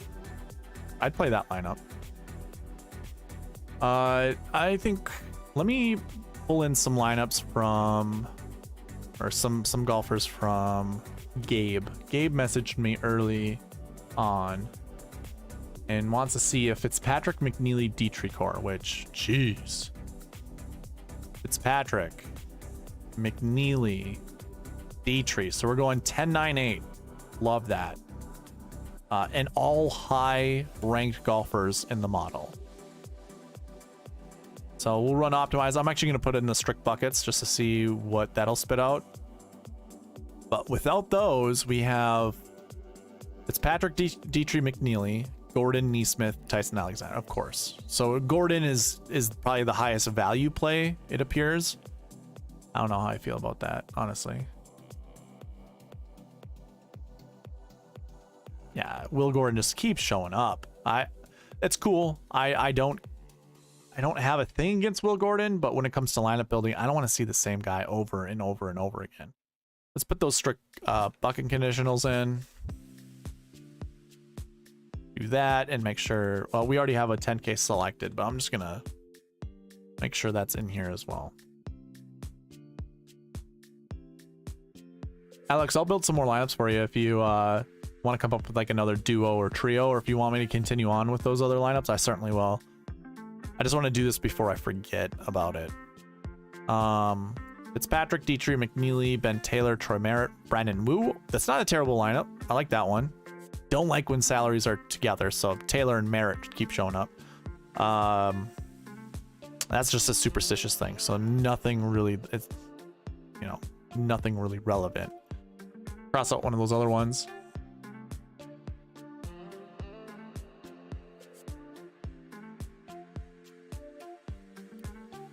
Todd, Ben Ann, and Jason Duffner. Yeah, we can move on from Duffner.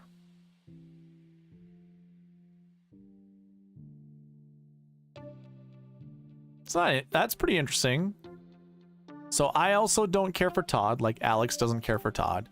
But Ben Taylor and Trevor Cohn, that's pretty interesting. Okay. Yeah, I'll check that out, Alex. Let me build a few more lineups with this. I'm going to take out Todd, 937. Is he right there? Let's see what this does.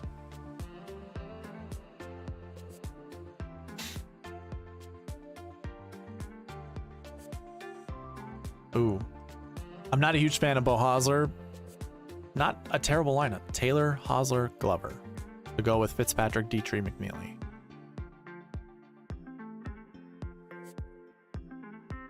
Okay, so Taylor and Hosler. Guess what? I will be crossing out Hosler because, yeah, I don't care.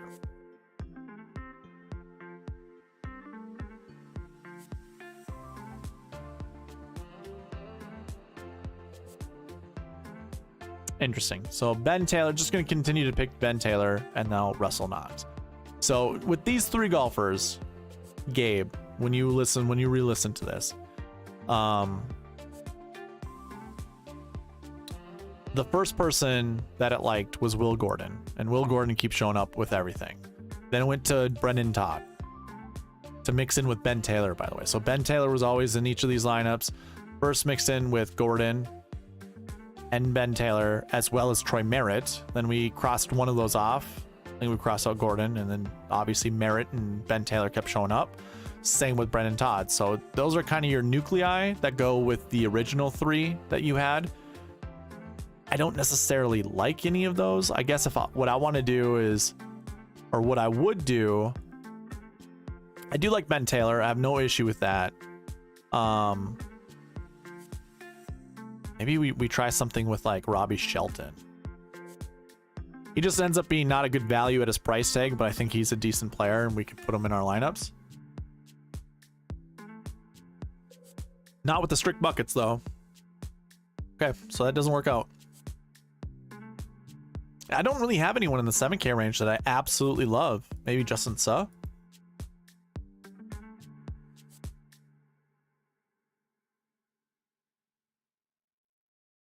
Nope, can't do that either. Okay, cool. So it looks like when we go with Fitzpatrick, Dietrich, and McNeely, the glue that builds lineups with starting with those 3 guys is either Gordon, Merritt, or Ben Taylor. You need to have 1 or 2 of those golfers in your lineup to construct everything else. And that's with the strict buckets. Just to be interesting, Spieth, Taylor Moore, and Hoagie. Okay.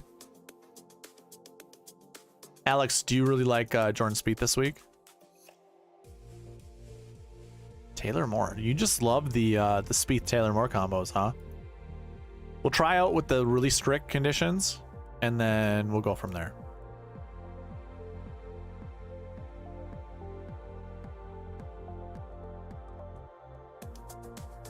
Yeah, it doesn't like that, so we will cross that out. We'll not put the strict conditions in.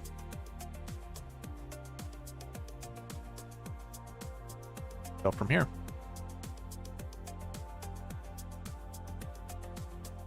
There was one other piece that I forgot to update, and it's to have 4 7Ks. Allow it to pick up to 4. I think that's right.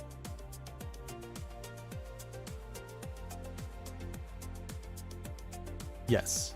Yeah, up to 4. Okay.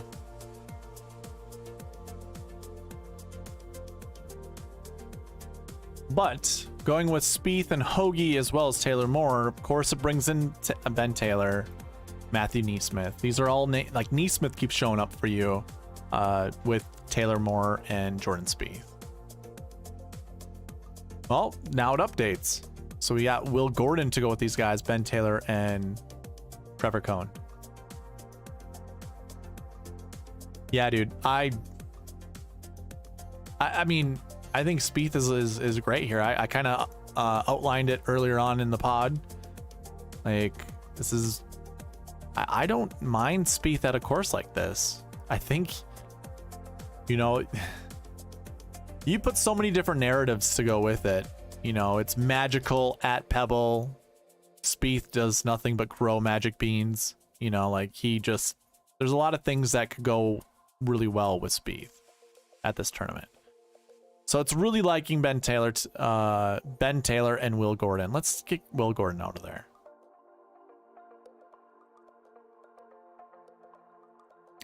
Yeah, I think Will Gordon and Dietrich are going to be the highest. Like if I rerun this without any locks, I guarantee you that it picks Dietrich and Gordon like every single time. This one's interesting. I don't like the salaries together. I review the optimal lineup and the GPP wing lineup all the time, and I never see salaries that are combined. Now that's just a weird pattern thing to look at, but I don't know.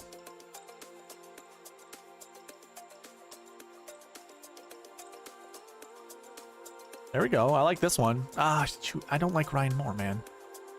I'll play some Ryan Moore, but I'd rather deal without Ryan Moore.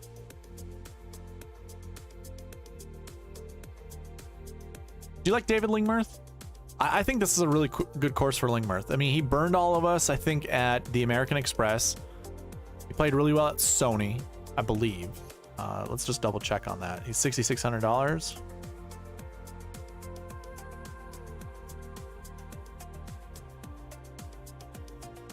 Okay, nope. He just nothing. I don't know. I wonder if it was like DraftKings. You know, if you look at past results for DraftKings, if yeah, that's just disgusting. Okay, yeah, never mind.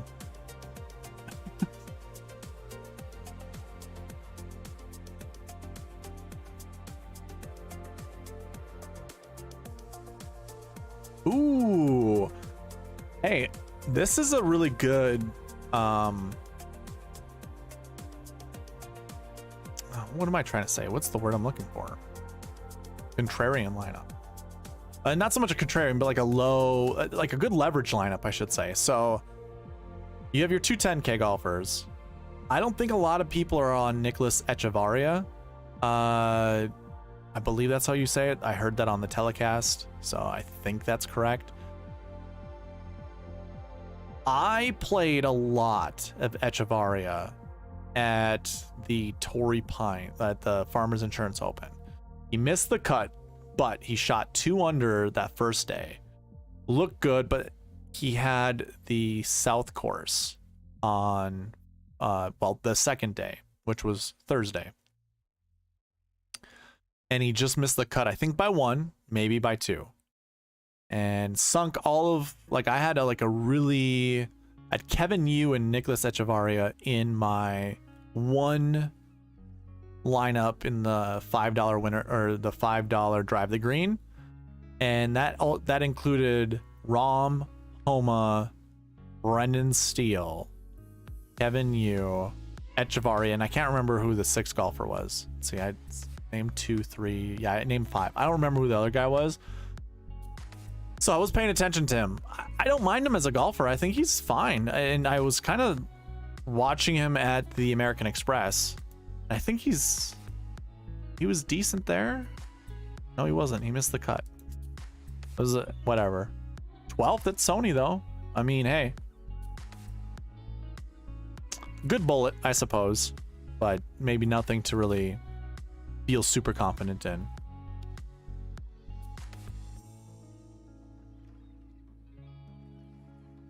Don't care for Paul Haley, man. I was looking at like Showdown stats, like kind of doing stats for Showdown, and Paul Haley just like one of the worst stat guys.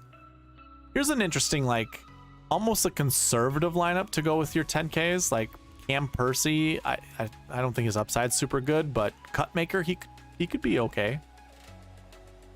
All right, I think I'm gonna do 2 more. If you got another combination for me, let me know. I think we're gonna get stuck here in the 6K range. I don't think we can do more than 2 7K golfers to fit everyone in. Hong, not terrible.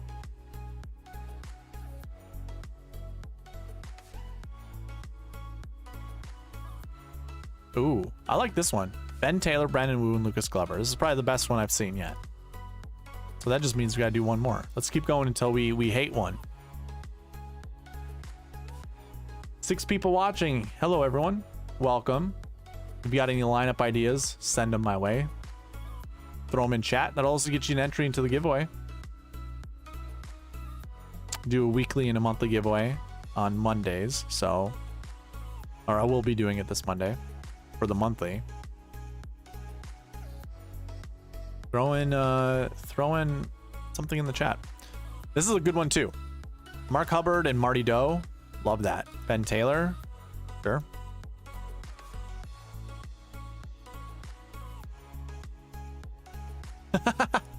Okay, I can do that. It's just I guess that, yeah, that's fine. I mean, the max projection I have for that bucket is 2. You wouldn't want to play more than 2. But sure, I'll throw that in. And I don't know where Seam is. You still want me to anchor around Hoagie? You let me know why I look for Seam. You know what? Marcel Seam won't be in this optimizer. He'll be in the other one. Because I don't think he's in my top 100.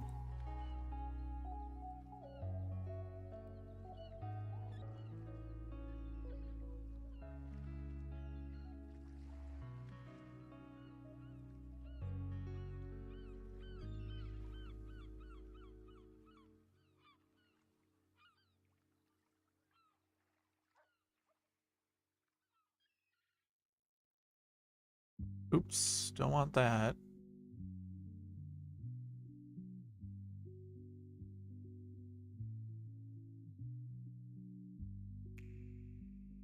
Playing with fire. Hey man, you'll probably get one. Yeah, that's true.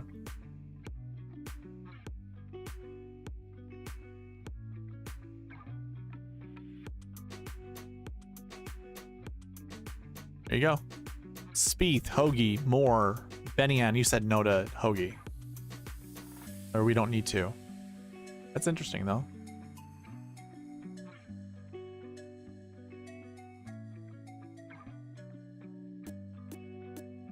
Well, Alex, it wants Spieth, Fitzpatrick, now Moore. So 210K still. Will Gordon. Okay, so let's get Gordon out of there once again. We can't have nice things. Just always Gordon all the time.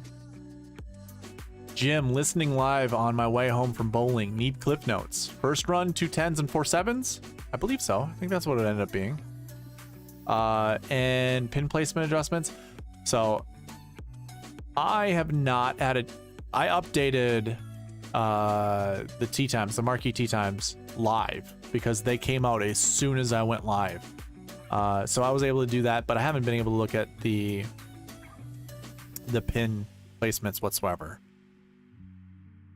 Not that I well, actually, yeah, no, all 3 days are going to have the same pin placements for every single golf course. So yeah, it's definitely worth looking at. Now that you say that, definitely worth looking at. Good call, Jim.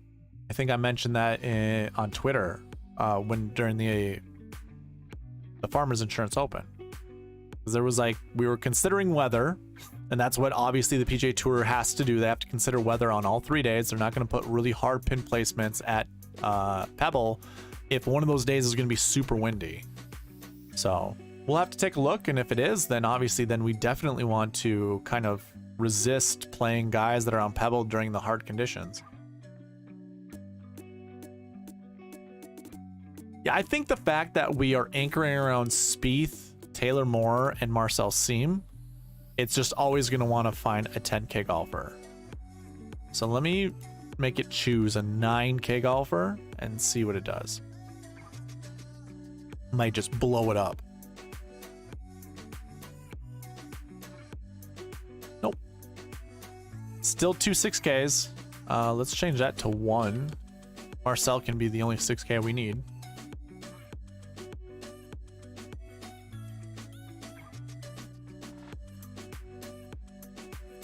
Spieth, Maverick McNeely, Taylor Moore, Benny-Ann, Ben Taylor, and Marcel Siem. That's a good lineup.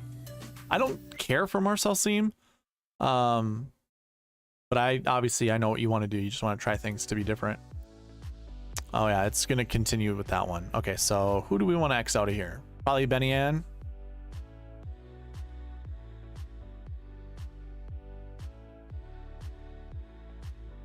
Jim, do you have any lineup ideas? Do you want me to start with certain golfers? Alex, if you have more, let me know. Spieth, Rose, Taylor Moore, Brendan Todd, Troy Merritt. That's a good lineup. It's a really good lineup. Again, Marcel Siem. All right, we're done with Marcel Siem. Let's put this back to where we saw it, where we found it. Let's put it back where we found it. Keep that there. He's back. Now, one thing I was saying for people who missed it, I do have 2 optimizers that I'm currently portraying. One is the top 100 ranked golfers only, and the other one is all 156 golfers in the field. So I have been playing around with this last couple weeks. So far, what I've seen in the optimal lineup, I think except for the American Express, I think we had one guy that was out of the top 100 that hit the optimal lineup. But yeah, let's double check on that. I hate saying things just to say them because I think they're right. Yeah, Matisse Schmid. So he was 115 in my model at the American Express, and he was in the optimal as well as the Sweet Spot optimal. So there's a possibility we're going to see one of these guys there. I don't know. Could we have went Eric Van Rooyen instead? I'm sure it's not in the, yeah. So salary wise that works, but it didn't work because I keep track of the buckets and what you want in each of those buckets, and it was Schmid who maybe if I were to rerun it, it would maybe pick Van Rooyen. Yeah, it might actually could have. I should have looked because it's picking the most optimal, which would have been Matthias Schmid as opposed to Eric Van Rooyen. So maybe it would have picked Van Rooyen. And he was 90th in my model then. So who knows? Can't go back and look at it now, but or I could reapply all that stuff, but not gonna worry about it. All right, I'm gonna do another lineup for Gabe because he gave me 2 trios. So the first one we went over was Fitzpatrick, McNeely, and Dietrich. Gabe, if you're listening now, that's in the past. You can go check that out. The second lineup you wanted was Hoagie, Mitchell, and Lanto Griffin. Okay, that's a really interesting one. So Tom Hoagie, Lanto Griffin, and Keith Mitchell.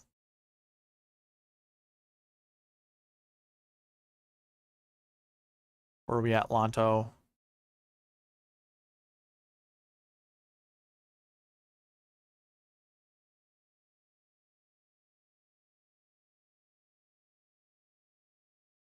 See what this spits out.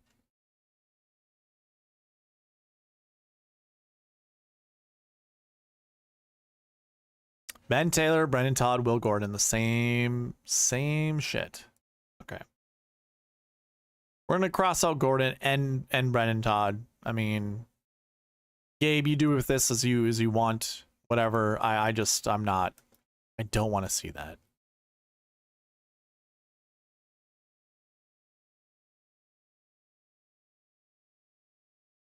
This I don't mind seeing though. We're going a 10, a 9, and 4 7s. We're leaving $700 on the table, which isn't all that appealing to me, but it's doable. I am going to cross out, and let's cross out Ben Taylor. We see too much Ben Taylor. This will kind of force the optimizer to select some interesting lineups. 2 10Ks. Fitzpatrick, Hoagie, Mitchell. Then it goes to Hubbard, Griffin, Jason Duffner. Of course, we've seen Jason Duffner enough already.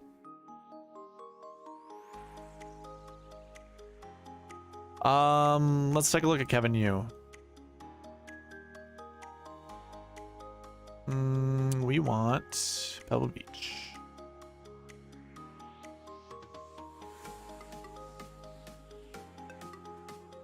$7K, I believe he is, right? 7 something. Kevin Yu, where you at? There you are. 37th in my model. Interesting. Yeah, I played him last week at the Farmers Insurance Open. And for the most part, he played okay. He didn't sink any of my lineups, but what is this song? He didn't sink any of my lineups.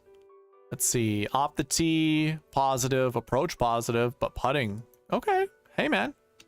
Good call out. Kevin Yu's not terrible. I think he was in one of the lineups that we were building. I don't remember which one it was, but I think he was there. Going back to Gabe's lineups, looks like it's really pulling in your studs and duds. Tyson Alexander, I don't care for. 810, 44. What? Okay.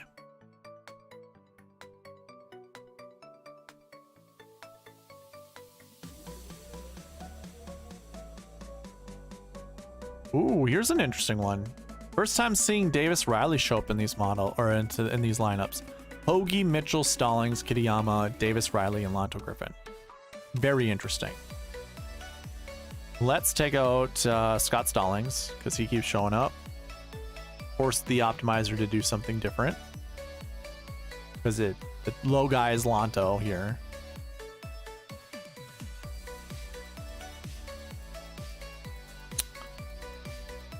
It's a very interesting combo that Gabe came up with because it's allowing us to do like stars and scrubs.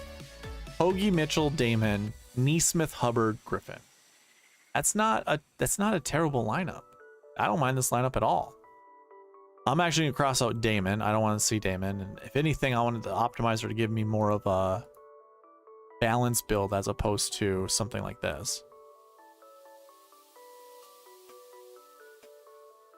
But of course, I guess with the buckets, it might not do that, period. Here's a good one. 10-9-8, 7-7-7. I like this. 49-7, leaving $300 on the table. Hoagie, Mitchell, Lipsky, Kitayama, Neesmith, Griffin. Okay, one, maybe two more. I gotta cross someone out here. Let's cross out Lipsky. Or how about Kitayama? We keep seeing Kitayama. 875.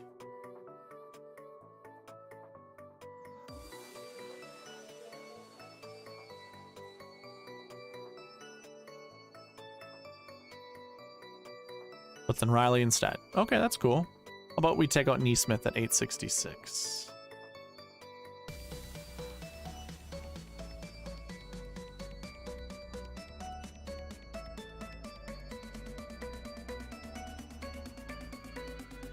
For anyone interested, the reason the music is this way, it's royalty free on YouTube, so it's not going to give me any copyright strikes or anything like that. Not going to get in trouble for using it. Here we go, Alex. We've got Hoagie, Mitchell, Taylor Pendrith, Kevin Yu. Kevin Yu gets brought into this lineup. Mark Hubbard and Lonto Griffin. Solid. I'm gonna cross out Pendrith, see if it continues to pick Yu with a different golfer.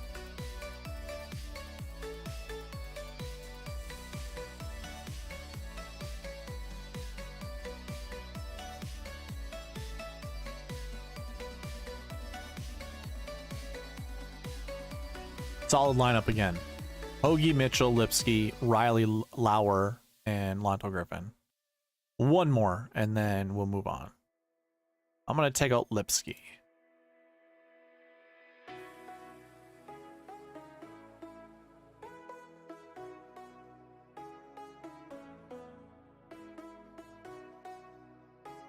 I like this one too. Hoagie, Keith Mitchell, Eric Benroyan, Riley, Griffin, and Hostler. I like that. Cool. Well, those are lineups for you, Gabe. Hopefully you're rewatching this at some point. Let me try a couple lineups. Ones that I was interested in when I was updating spreadsheets and stuff like that. So I really like Fitzpatrick. Really do. I also really like Power. I personally don't care for ownership. I think starting here and just letting the buckets do its work, that's totally fine by me. Again, I'm trying to force this in. We'll see if it works out. Maybe it does, maybe it doesn't. I'll run 5 lineups and see, starting with these two guys, what turns out.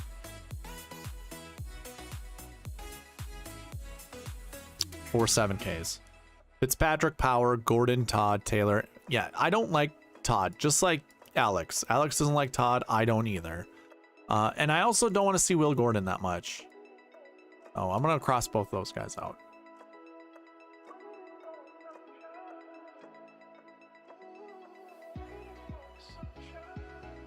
Still going with 4 7Ks. Fitzpatrick, Power, Stallings, Benny Ann, Troy Merritt, Ben Taylor.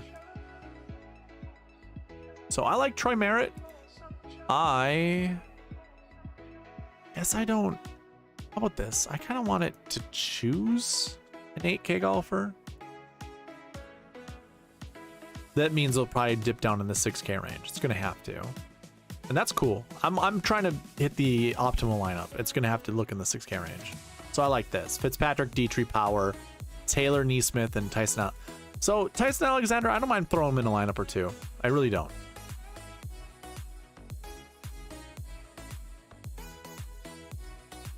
Okay, here we go. Fitzpatrick, Power, Taylor Moore. He's in that bucket with Spieth that we've seen 100% frequency, so it has been inside the top 10 every single year. Benny Ann, Neesmith, and Mark Hubbard. That's interesting. So we'll move on. Cross out Mark Hubbard.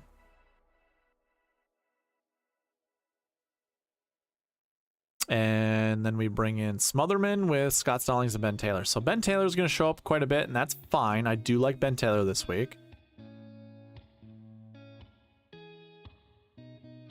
But how about this? Let's take Ben Taylor out of this lineup because I think he's also one of the higher value plays. So Optimizer will continue to pick him no matter what. So take him out and see if we break the Optimizer or if it builds more. Builds more. Is another good one I like. Benny Ann, Lipsky, Merritt, and Neesmith to go with Fitzpatrick and Power. How about 2 more? I want to see it do something in the 6K range. Like grab someone that is unexpected. And if it does in this next lineup, then I'm just going to force it to pick someone in the 6K. Doesn't. Brings in Kitayama, Kitayama, Merritt, and you. So I really like this lineup. This is probably the one of my favorite ones that I've built so far. I'm gonna save that over here. It's gonna cross out Kevin Yu, but I do want it to select. So it is already selected in 8K, but we can open. Make it choose a 6K.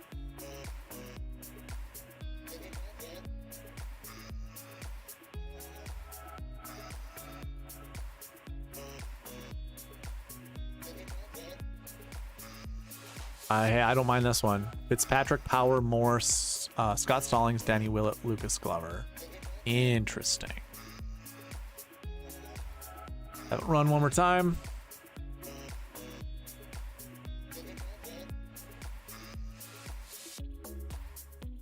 $6,500. Okay.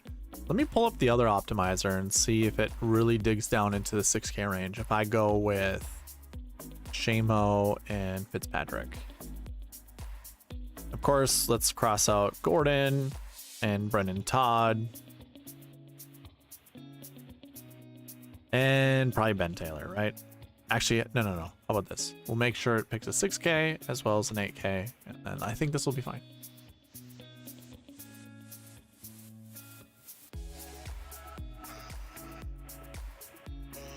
Tyson Alexander, of course. But Thomas Dietrich, that's cool. I like that.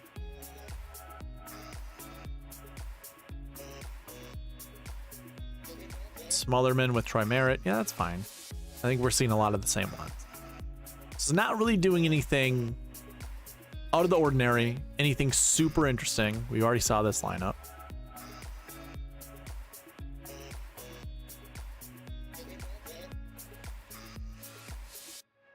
Interesting. Okay.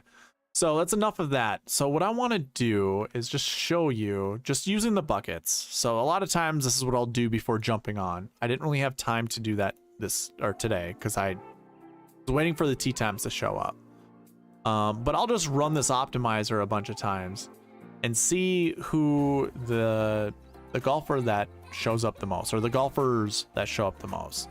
So without even putting any like locks in, it does like Fitzpatrick. It does like Seamus Power. Obviously it likes Brendan Todd, Will Gordon. Of course it does. But if we just let it do its work, the next most optimal was skipping the 9K range completely and going Fitzpatrick, Dietrich, Taylor Moore. Of course it has Brendan Todd and Will Gordon in there. I don't care for that.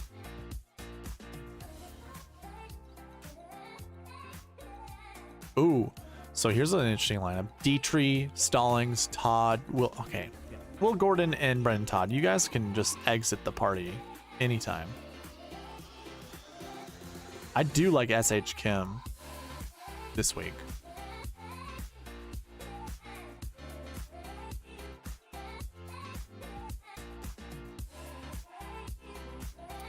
Okay, Hovland, Fitzpatrick. Again, I'm not forcing the optimizer to select anyone. No locks. It's all super interesting.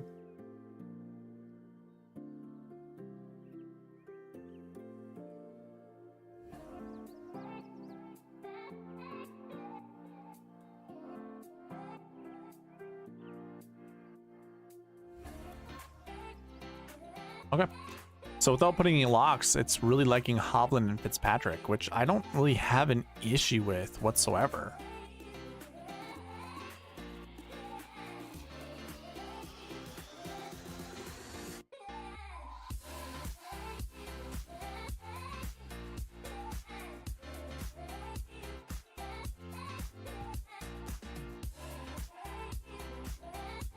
Stallings, Neesmith. Okay, this song is ridiculous. What is that?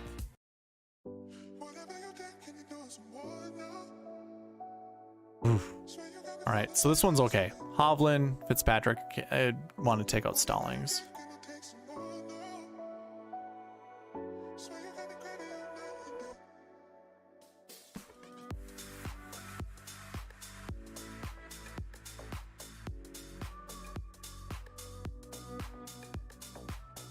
Don't mind that one. So how about this?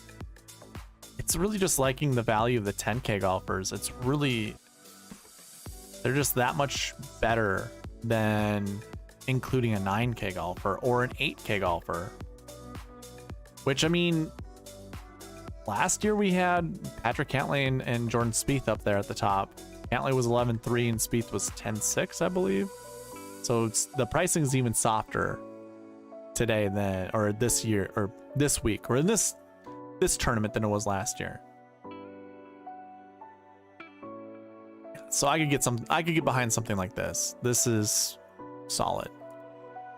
Do this though.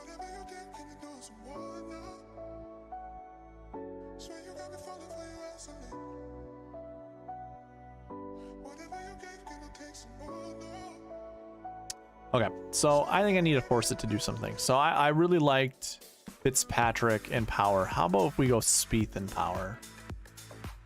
Keep the ones that are already X'd out, X'd out. I don't want to see those guys.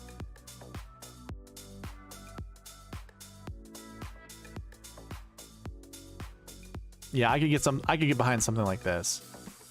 We have S.H. Kim, Troy Merritt, and Austin Smotherman. Yeah, so building lines of Spieth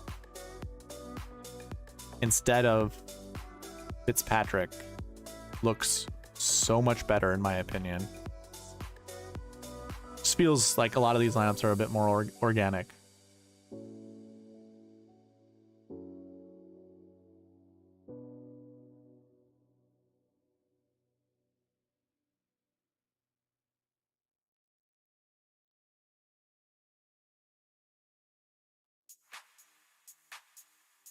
Ooh, Streelman. Interesting.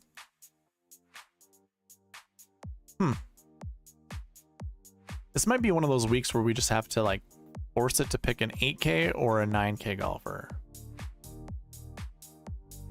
Yeah, so a lineup like this is really good too. Holy moly. Yeah, so starting with Spieth seems like the right thing to do. Or at least it seems like the most optimal way of building lineups. How about this?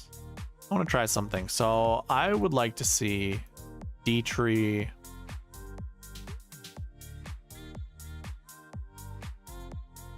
Actually, no. I'm gonna put Fitzpatrick in, and we're gonna say no to Seamus Power. Seems like the most common one to go with Fitzpatrick, and then make it choose another 9K golfer.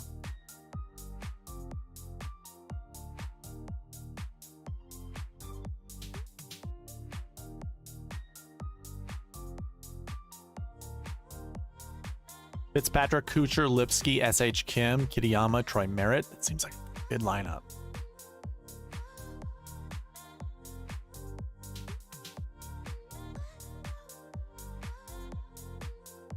I don't care for Bo Hosler, but interesting to see Mitchell and Molinak show up. And S.H. Kim is kind of like the replacement. Like if you're gonna pivot from Will Gordon, S.H. Kim seems like a pretty reasonable choice. I like Ben Griffin, by the way. 8,600. That's good to see him up here finally. Yeah, okay. This is looking a lot better. So if we just cross out Shamo, it's building me a lot of different lineups, which is what I like to see. I want to see like diversity in my 7K and 8K ranges. Okay, so Ben Griffin just keeps getting pulled. Okay. What if I change that to Jordan Spieth? Who is the guy? Is it Matt Kuchar? I think. I bet it's Matt Kuchar that gets pulled in with Spieth.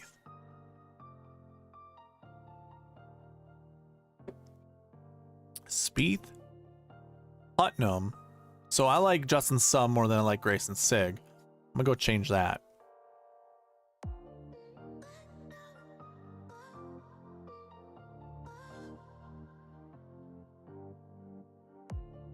If anyone's in the chat that would like to see certain lineups, I think I have 2 people watching and I'm one of them, so it's really one other person. Tell me your lineups that you'd like me to build, and I will do that for you.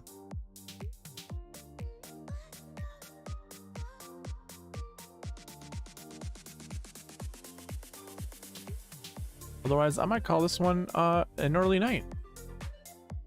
This is fine.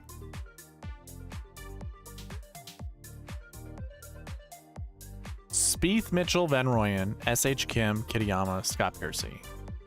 I don't mind that lineup.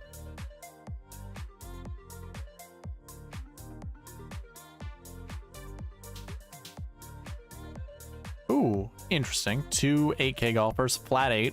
That's Nick Taylor and Eric Van Rooyen to go with Kitayama and Lucas Glover. Interesting. I think what I've been noticing with building lineups is Barry R. What's happening, man? You're just lurking, not saying anything. Sure, I'll try Hovland Rose. That's a new combo.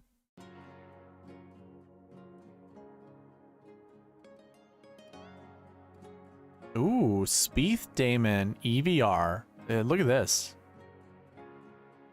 Like that one. Let's I like Nate Lashley this week too. Let me put this on my other optimizer.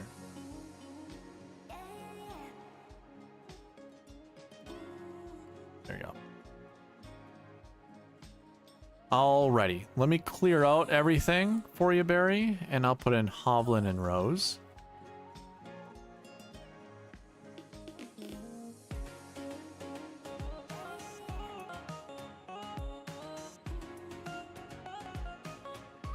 And what do I need to fix? 9Ks. We don't need to put that in here. We'll keep this as is.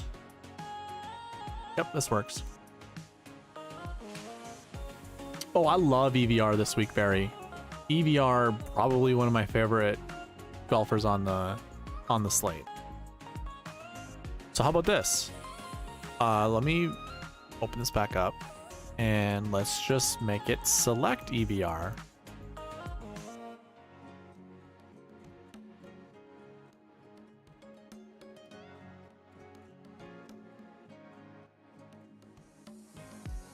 I mean, this is a good lineup. Hovland, Rose, Van Rooyen, Todd, Merritt, Carl Yuan. I don't know, Barry, you let me know if you're a Brendan Todd truther this week. I will continue to keep Todd in there, but it's not for me. Okay. I mean, in all honesty, as I've been running this optimizer, it's not pulling in any of the 6K golfers. It just like the value, the pricing is very soft to begin with. So even just, you know, having Hovland in there, even Hovland Rose, that still gives you a lot of flexibility to, you know, whatever. But I'll do that. I'll put that condition in for you. I'll make sure it's like 0 6K golfers, and hey, this is a great lineup. Like that one. Yeah, no Todd. I agree, man. No Todd. No Todd is good Todd, if you're asking me. Ooh, here's an interesting one. So, I mean, this is also what I love about the optimizer is when you choose your combos. So we're doing like a core 3. At least that's what I'm doing. You can tell me to, you know, not lock in Eric Van Rooyen. But when it does this, it's like, hey, we like Hosler and we like Merritt. We want those guys to go with, you know, whatever. So Bramlett shows up. I can hit this again. It's going to cross Bramlett out because he's the low scorer of the bunch. Yeah, and then now it still has Hosler and Merritt. Now, I'm not a huge Hosler fan. I don't really care for Hosler.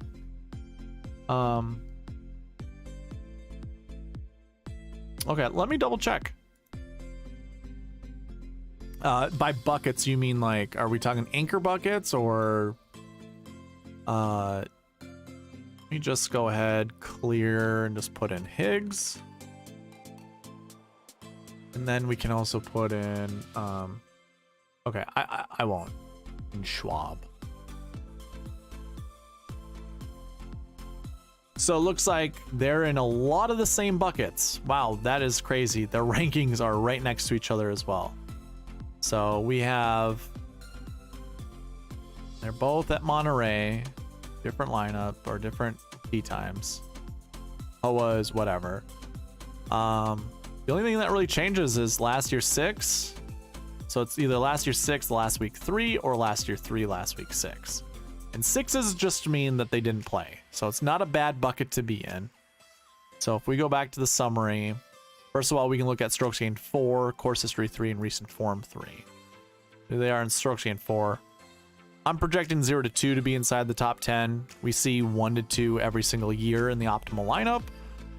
But we don't always see 1 in the top 10, which is kind of funny because that means 1 year you need to grab a golfer outside of the top 10 to be in the optimal lineup, and that was a strokes gained 4 golfer, so good to know. Recent form 3 as well as course history 3. Yeah, that course history 3 bucket, we're projecting somewhere between 2 to 5. That's great. Not 100% frequency rate of being in the optimal lineup, at least having 1, I should say, but 100% frequency rate of being inside the top 10, so that's good. Recent form 3s, so 1 to 3 there, where we see 1 usually inside the top 10 every single year, and we also see 1 in the optimal lineup every single year. So those are good buckets, just to call that out. Those are 2 decent buckets that those golfers are in. Now, the thing that changes, one's the last week 3, one's the last week 6, one's the last year 3, and one's the last year 6. The one that's a last year 3 isn't showing a lot of promise. That's a 0 to 1, but of course we always round up to 2, so there's a 2-point buffer. Not a very high frequency rate of being inside the top 10. Not a very high frequency rate of being in the optimal lineup. Whereas the last year 6, we're looking somewhere between 1 to 3. Pretty darn close to seeing 1 inside the top 10 every single year, and closer to seeing 1 in the optimal lineup every year than the other one. I guess when we drop down to the last week 3, like, you're just not gonna get anything for certain, because now the buckets flip. Or no, the buckets are the same. So it doesn't matter. Last year 3, last week 3, they're both bad buckets. But your last week 3 is the worst one. Between last week 3, last year 3. Course history 6 versus last week 6, you'd rather be in the last week 6 bucket. So whoever's the last year 3, last week 6 is really kind of the better. Why did I switch that around? So last year 3, last week 6. So it looks like Matthias Schwab is going to get the bump when it comes to the buckets. But it's not to say you can cross out Harry Higgs. That also works. But if you're asking for my opinion, I'm not a huge fan of Harry Higgs. Like, sure, personality-wise, he's fun. But golf-wise, I don't know, man. Not my cup of tea. Don't want to lock an EVR. Which one were we on? This one. Okay.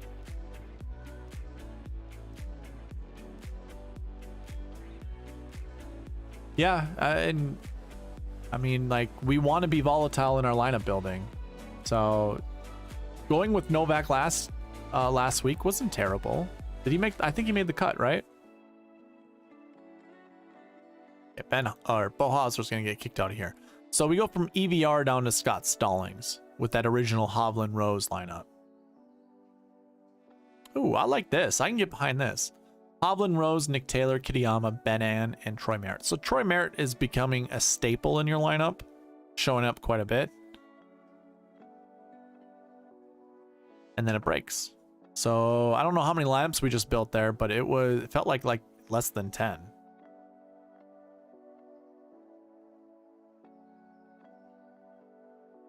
We can count how many no's we have. 1, 2, 3, 4, 5, 6. Actually, we crossed Todd out. We only built 6 lineups starting with Hovland and Rose. And we crossed out the 6K range, so that's also a thing. So doing that didn't help. I bet if we do this, it's going to open it. We're going to be able to build more lineups.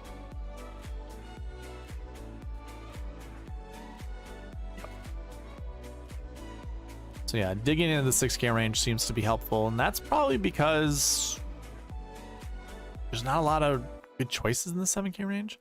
It's kind of interesting. Like Nick Hardy has not shown up for me at all in any of these lineups, and I don't mind Nick Hardy this week. Adolfo, what's up, man? First time in the chat. Any specific rules or settings or max exposures on optimizer? Yeah, so I do have max exposures in here. It's not going to equate any of that unless I save a lineup. And when I build these lineups, as I go through it, I don't want to save lineups because I want to give everyone an opportunity to see how many unique lineups are being built with, say, a core. So if you have 2 golfers you want me to build lineups around, I will do that. Like 2 golfers you want me to build lineups around, I can do that. I could go around 3 or 4, and we can use the optimizer with the strict bucket conditionals to see if we can build lineups. If it breaks, we can go ahead and remove the strict conditionals and just see, you know, keep the maxes, but don't keep the mins, because the mins are telling the optimizer, hey, select the minimum amount of golfers from this bucket that it's showing here in our lineup. So I can go ahead and do that.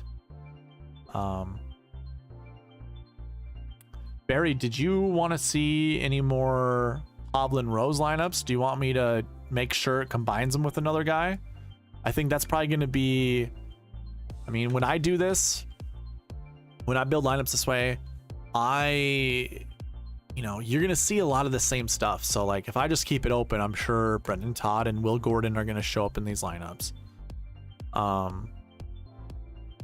But what we could do is lock in another golfer. Yeah, so Brendan Todd, yes, this is obvious. This to me is super obvious that was going to show up. Those are like the best value golfers with the sweet spot rankings. So I would suggest grabbing one more guy to go with Hovland and Rose if you want to see more Hovland Rose lineups. Otherwise, we can move on. Adolfo, if you have, you know, a core of golfers who want me to build lineups around, let me know. This is open to everyone. So we have 5 people watching. One of them is me. So we have 4 people watching. Anyone who wants to put the lineups in, let me know. If you want my opinion on anything, I'll certainly provide it. What I was doing, what I found out. So anyone new listening, Fitzpatrick pairs up with power really well. Spieth pretty much works with just about anybody, but I saw a lot of Spieth Putnam lineups. I saw a lot of Spieth Kuchar lineups. I mean, Spieth seems to be like, we want to joke around about like this optimizer and what it spits out. He seems to build the most diverse lineups. It's starting with Spieth. Starting with Fitzpatrick, the main guy that he pairs up with is Seamus Power. So I think that's really interesting. It's fun to go that route. Now, it's not to say like that is the only route that you can take. Like you could pair them up with someone else, and the optimizer will then really have to work to be like, oh, okay, you don't want Seamus Power. Well, all right, so I guess I then need to find a different 9 or 8K golfer to pair them up with.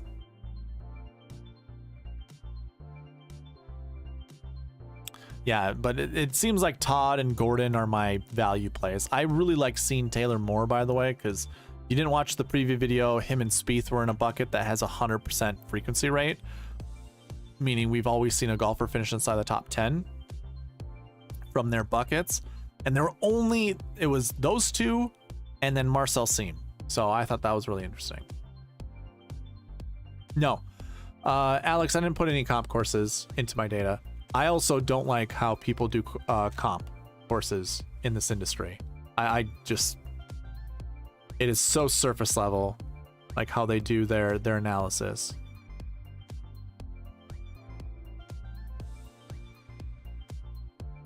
Adolfo, if you want to let me know who you think the chalk lineups are, I can certainly skip those out. Like I can cross those out. I don't mind that.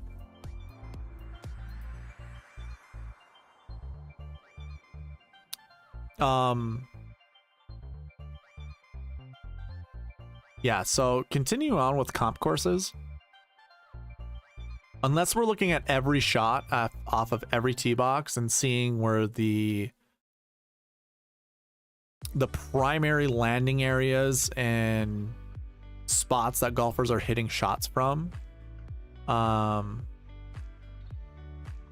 I just don't see the value of trying to pull, like, no one's doing that type of analysis. No one's going shot by shot, golfer by golfer, seeing where the landing areas are, how wide they are, the likelihood of hitting the fairway, how difficult that shot is into the green. No one's doing that kind of stuff. So like, yeah, and hey, tiny greens, that's also a definite thing that you can look at. Just remember that's Pebble. Not saying that Monterey or Spyglass doesn't have like small greens as well, but Pebble's only being played twice. It's a short golf course. The greens there are some greens there that are ridiculous when it comes to slopes. Like hole 1, you know, comes to mind with how that slopes from left to right from the front of the green. That's a hard birdie hole. Hole 2 is an easy birdie hole. A lot of golfers can reach the green in 2, no problem. And usually the putts there are super easy. They'll put the pin most likely either front center, like right in the middle, a little to the left, or they'll put it kind of like back centered, a little to the right. Those are the 2 main pin placements at that golf course. It'll probably be middle right, honestly, a little bit in the back. We've seen this golf course so many times. I don't necessarily think, I think it's too easy, right? I think when we think about ownership, if you wanted to really think of what everyone else is doing, everyone else is going to be looking at your yardage buckets. Golfers have really good approach stats. I still think power is king, distance is king, even on a track like this. And I honestly, like, to me, Spieth isn't that far behind any of the other guys in the 10K range. So starting with Spieth, I think, is probably a pretty beneficial play. I also like Tom Hoagie. I don't mind anyone 9K and above, if I'm being quite honest. But no, there's a huge thing to get into with course comps for me. I don't like the and by the way, small greens, I think that's fine. If you wanted to go with small greens as your analysis, I think that's totally fine. I personally, for me, the decision is between Spieth or Fitzpatrick. That's my decision. And then in the 9K range, I really like power. I could get on Putnam. I think McNeely is a little overpriced. Don't really care there. I could go on Rose, Kuchar.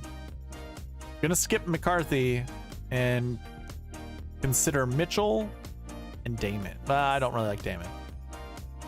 So I don't know. I don't know who to start with. I also really like Ben Griffin. I'm probably staying away from Smalley. I also really like Thomas Dietrich. So I guess if I were to start with this guy and power, let's see what 10K golfer that it's going to spit me with. I bet it's going to be Matt Fitzpatrick. Do you think Nick Taylor's going to be chalk? I guess I could see Nick Taylor being chalk. I just haven't heard a lot of people talk about Nick Taylor. That's interesting. Yeah, so Alexander is he's a good value, or in my optimizer. So those guys keep showing up. How about this? I am going to force in Nick Hardy as well. By the way, I can adjust my metrics. So if you guys like certain players, I can give boost to points. Sure.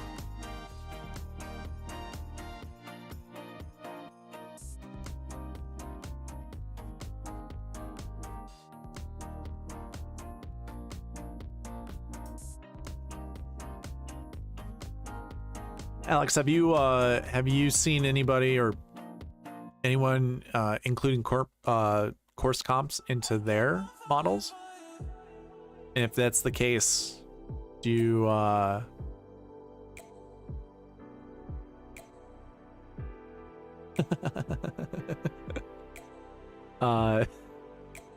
just continue what I was saying, Alex, have you seen any course comps that you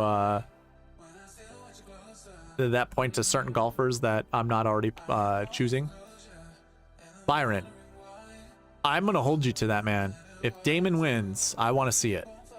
Him or Higgs. I mean, we've already had some Harry Higgs conversations in here, so I'll hold you to that. How long you been lurking? You been here for a while or just showing up? Popping in for a few minutes? Okay, never mind. Oh god, Martin Trainer, gross. Throw up all over the place. I had to force him in. Byron. Had to force in Nick Hardy because the optimizer wasn't just naturally selecting Nick Hardy. And that's it, because of value. You know, if I just create unique lineups without saving them, it doesn't take into my exposure levels. So it's like Hardy is being overlooked. So Nick Hardy's right here. 848 points go into the sweet spot score. Gordon is there at 954, so Gordon's getting pulled in a lot. Brendan Todd is getting pulled in a lot at 937. And so too is Scott Stallings. So Nick Hardy's getting lost in the shuffle between those guys. And then who is our other guy that keeps showing up? So we talk about Gordon's. Okay, so it's those three. And then 7,200 Merritt keeps showing up, as well as Ben Taylor. So Ben Taylor, 898, the higher metric than Nick Hardy. And then Troy Merritt, 867, also another higher metric than Nick Hardy. So Alex, that's a smart idea. I like that. Course comps, yeah, absolutely. Tiebreaker is wonderful. Wonderful place to put that in there. Gotcha, Byron. Okay, so Barry wants to see Hovland and McNeely lineups. I didn't forget about you, Barry. I'm gonna use my top 100 optimizer, just looking at my top 100 ranked golfers to get you kind of a better,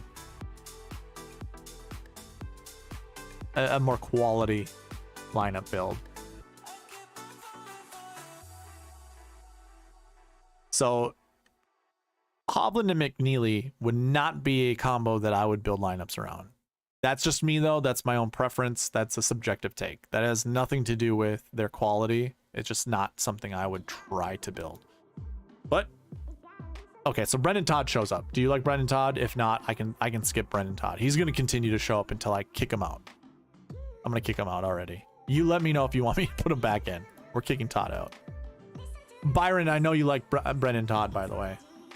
Watching your pod, but not my cup of tea.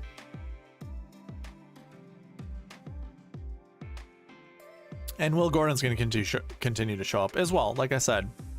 So we're going to take Will Gordon out as well.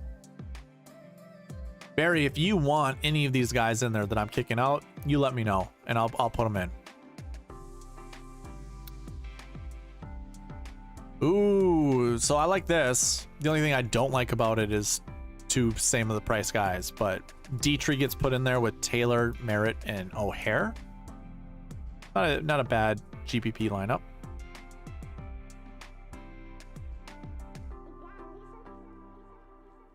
I like this one. I don't, never mind. So I just see these four and I'm like, yep, love it, hate it. I don't care for Hosler and I don't care for Stroud. Like Stroud is okay to be in like 2% of our lineups. That's it. Hey, Matthias Schwab shows up. This is what Alex asked for, Matthias Schwab, right? Or who asked for Schwab? Oh, it was Barry. Barry asked for Schwab. There you go, Barry. Didn't even have to force Schwab in there. But I'm gonna kick Bo Hosler out, and I'm gonna bring back in Matthias Schwab. I just don't like. Byron, what's your take on Bo Hosler? Bo Hosler, jeez. If you want to, like, from a technical standpoint, Byron, I hate Bo Hosler's swing. Narrow stance, he's a tall motherfucker. Narrow stance, meaning his swing becomes extremely steep. It's interesting because, like, the prodigy, I think he's supposed to be a prodigy. Just, I feel like has terrible technique with his golf swing. Obviously, he's on PGA Tour. What do I have to say about technique? But Dude, I saw a couple like in the shots. What tournament was he contending for last year? I don't remember which one it was, but he faded in round 4. Here we go. Barry, best one yet. Hovland, McNeely, Riley, Merritt, Nick Taylor, and Matthias Schwab. That's a great lineup.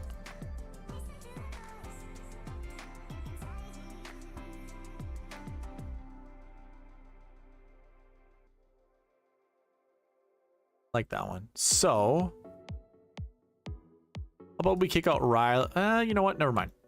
We'll continue on without Matthias Schwab.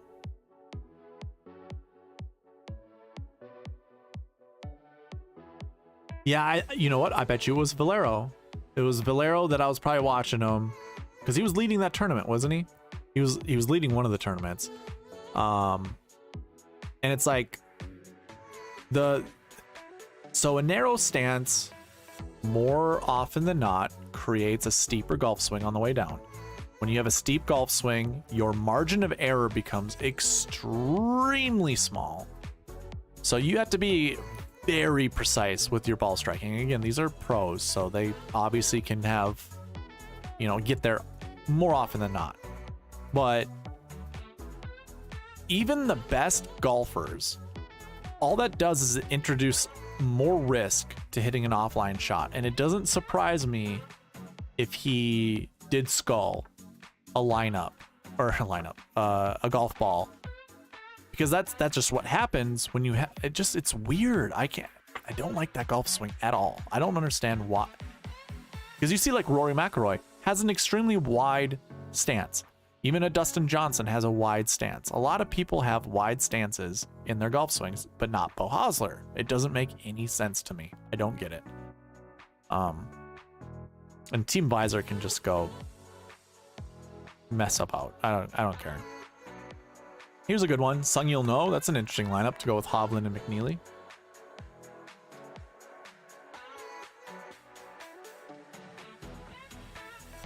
Byron, there was something, I had a comment that was in one of my videos. It came from one of a longtime viewer, Gabriel. Gabe goes, hey man, you've been saying a lot you've been saying this recently about blacklisting players. If the optimizer is supposed to take like subjectivity out of lineup building, why do you blacklist players? Something to that effect. And I was like, good point. I just had, I was like, I'm just human, like I'm going to have my own feelings and stuff towards players. And yeah, it's something. Yeah, I think the first was the American Express where I told I didn't want to play Jason Day and he finishes 6th. And then this week I was like, yeah, Taylor Moore is one of those closely blacklisted golfers for me. Like I don't want to play Taylor Moore. But this week I actually do like Taylor Moore. So here we go, Barry. Look at this lineup. McNeely, Nick Taylor, Kitayama, Troy Merritt, and Doug Gim, leaving $500 on the table. Dude, this could be a good spot for Doug Gim. I don't know how many people are overlooking him, but at $6,900, he's a good on California courses, right? Doug Gim, 6,900. Where are we at? Doug Gim, 98th in the model, not super great. Doug Gim. Okay, never mind. I thought he was a California boy. Maybe he's just playing. He has played well in California courses. Home state's Nevada. That just means that's where he's currently living. Las Vegas. State that he went to college. Oh, he was a University of Texas boy. That's right. Interesting. So no ties to California. Maybe childhood grew up in California. I don't know. I thought he did. Byron probably knows.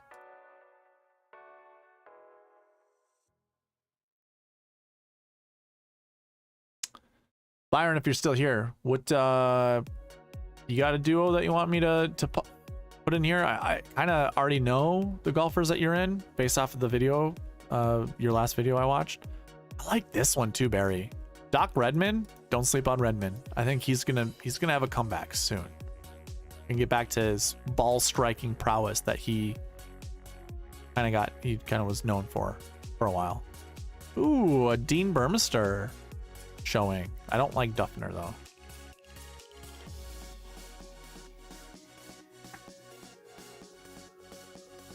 I like McGirt. Cool. Cross these out. Let's see. What would...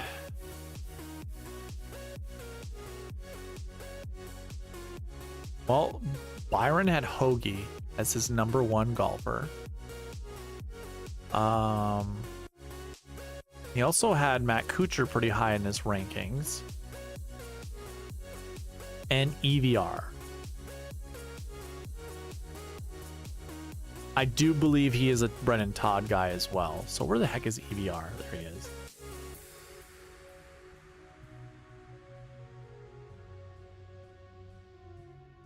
Look at that. I was just saying Hoagie, Kuchar.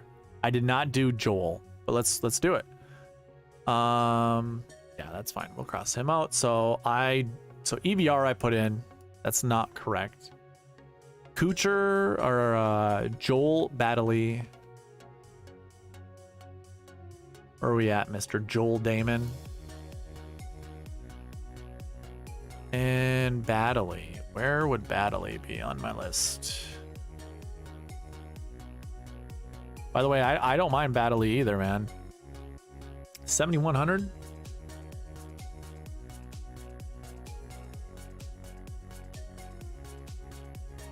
It works, but okay, so we don't care for Duffner. I don't want the Duff Daddy in my lineups. There we go. We didn't even have to put in EVR. We didn't have to lock him in and he shows up. You just have to play Chris Stroud to go with him. Which I don't mind. I don't mind playing Chris Stroud in one lineup, 2 lineups out of 100. Ooh. Trevor Cohn hits the ball a mile.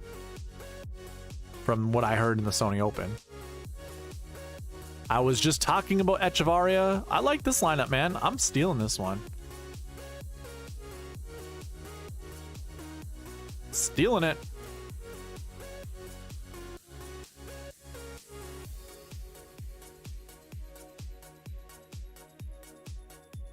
Sun King, okay. Hey man, so it's got your 5. You just have to be okay with these random 6Ks. That is how we win GPPs though, right? And then it breaks. So we had those 2 6K golfers that we could go with. So limited lineups that we can do with those 3. But how about this? We'll do that. We'll put them in group 1. Kuchar and Damon. I can go ahead and kick those out. Group 1, we make sure there's 1 and max of, or minimum we want is 1. So it's going to pick either Kuchar or Damon to go with Hoagie. Ooh. Ooh. That's sexy. Good. John O'Hara, I don't mind at a tournament like this.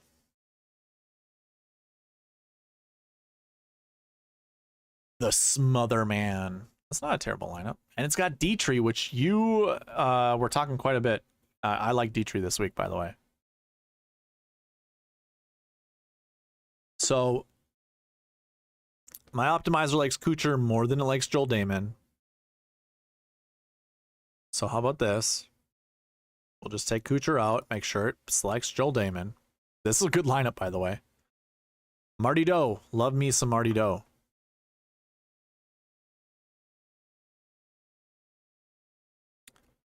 That's a sexy lineup, too.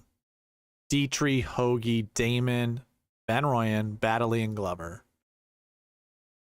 Yeah, if you stay here too long, man, I'm going to just drown you with lineups you're going to love. Here's a good lineup for Barry. Barry, he loves Matthias Schwab. There we go. We're just checking off all the boxes right now.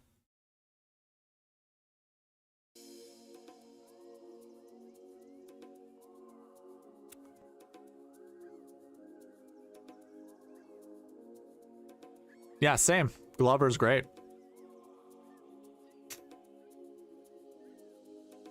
Care for Ryan Moore. All right, Mr. Byron. Like, it's kind of funny knowing who you're on, like the golfers that you like, locking them in, and the optimizer goes, you know what? You like these 2 golfers? Let me give you the 3 golfers that also Byron talks about. So it's like we have the 5 golfers that you absolutely love, and it's just natural. Feels like it's a week for you or me, buddy. One of these, or anyone listening, really. Barry, obviously. Ooh, Cam Percy. Okay. We have do 2 Australians in this tournament make a right? I don't know.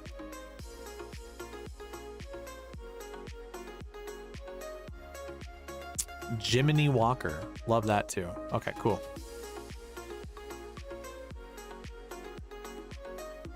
That was pretty good, man.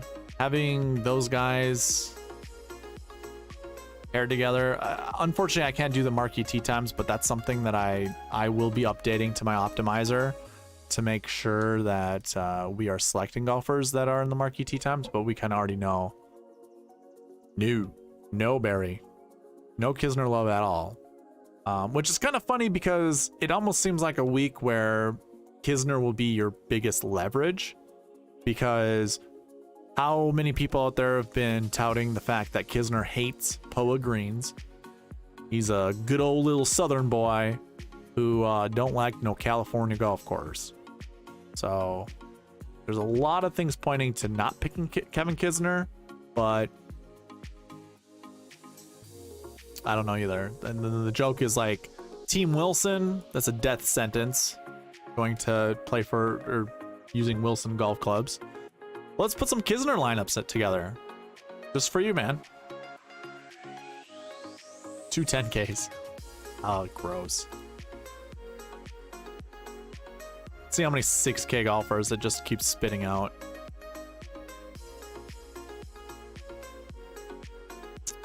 So Kisner with 2 10K golfers, that's interesting. This is just puke, man. This is all gross. And this is something more palatable. It still includes Will Gordon, Brennan Todd. Like, they're just going to be the glue in all of my lineups, and I don't want that.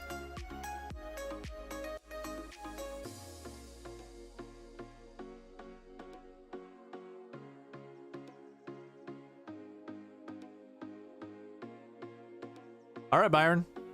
I'll name drop you every once in a while here. I've been doing it throughout the pod. So good luck, man. Have fun.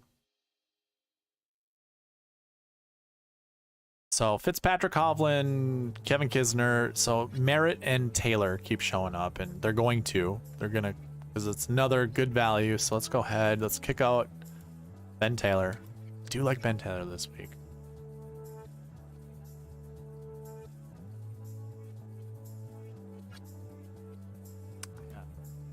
Kind of funny, like I don't want to not play Jason Duffner. I just don't want to play him in a lot of my lineups. Like, I don't mind a lot of these lineups that are showing up right now. No issues with Fitzpatrick, Mitchell, Kevin Kisner. That's a super huge contrarian. Like, actually, I don't know.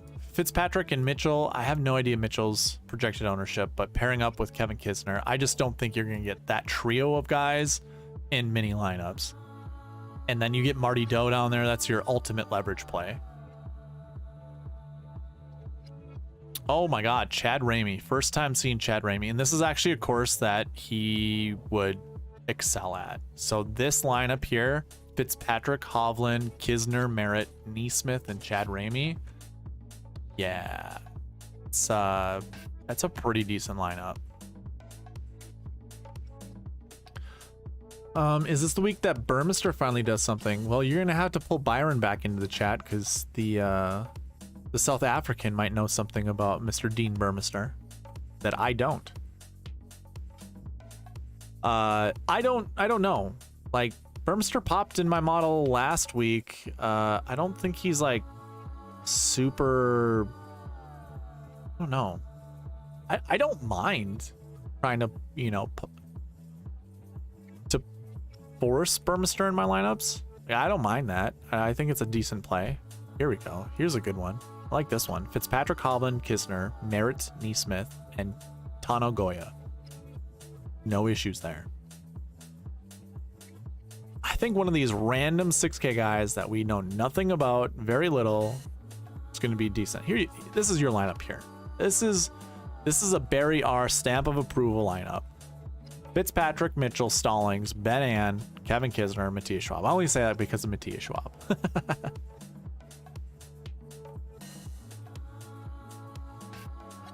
Yeah, and guess what? The recency bias of that, Dean Burmester being 7K in the last couple weeks and now he's 8K, it's gonna be like, yeah, he hasn't performed well with being a 7K price tag, but at 8, yeah, I'm not playing him. So yeah, I mean, that's a good point.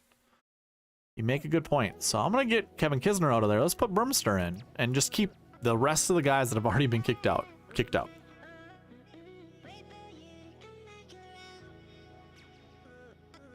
Edward Gale, what's up, man? Good to see you here again. Saw you last week during the live chat. Fitzpatrick, Hovland, Burmester. Not a huge fan. I like Fitz, Lonto, Lashley, Taylor Moore, Rose, and Ben Taylor. Those are, yeah. So let's see. Fitz. We go Fitz, Rose. Is that a lineup you can actually build, Edward?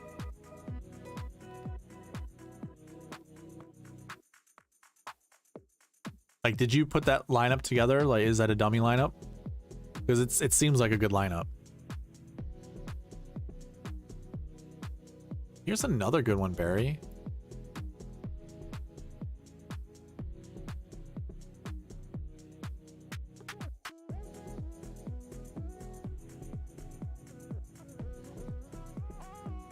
Interesting. And this one too. So Benny Ann and Merritt just keep getting plugged in here with Fitzpatrick and Hovland.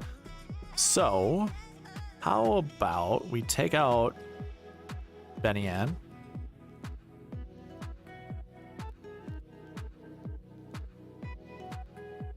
That's perfect, Edward. You don't have to worry about leaving money on the table. More, I mean, it's like, I'm going to ballpark this because I don't remember that exact number, but it's like 40% of GPP winning lineups leave no money on the table. So it's fine. You're fine not leaving any money on the table.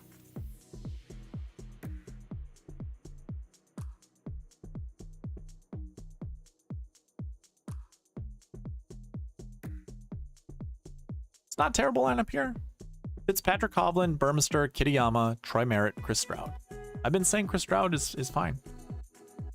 So what I'm going to do, Edward, is I'm going to put 3 of those pieces together and see if it will select the last 3 guys in your list. Because if that's the case, then I think you've got a good lineup. All right, so we're done doing that. Looks like if you're going to go Burmester, if we lock in Burmester, it's Fitzpatrick Hovland is the selection. And Byron will rejoice because that is the international team. Well, I suppose Hovland can't. Can Hovland even be considered, or Fitzpatrick, international golfer? I don't remember the rules. I know Burmester can't be a part of the Ryder Cup, which is unfortunate, but that's a good international team. So, I know Ben Taylor will be selected in my optimizer a lot. I know Fitz will most likely be selected. So let's see if we go Lonto, Lashley, and Rose. Let's do that. Let's lock those guys in and see if the remaining 3 golfers will be selected. And if that's the case, Edward, you might have a diamond in the rough lineup. Oh, again, Lashley and Lonto.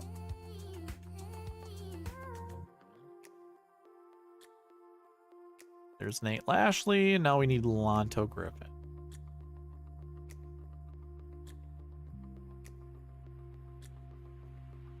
Probably faster to do this. We already looked for him. Okay, let's see if it will select Fitzpatrick, Taylor Moore, and Justin Rose.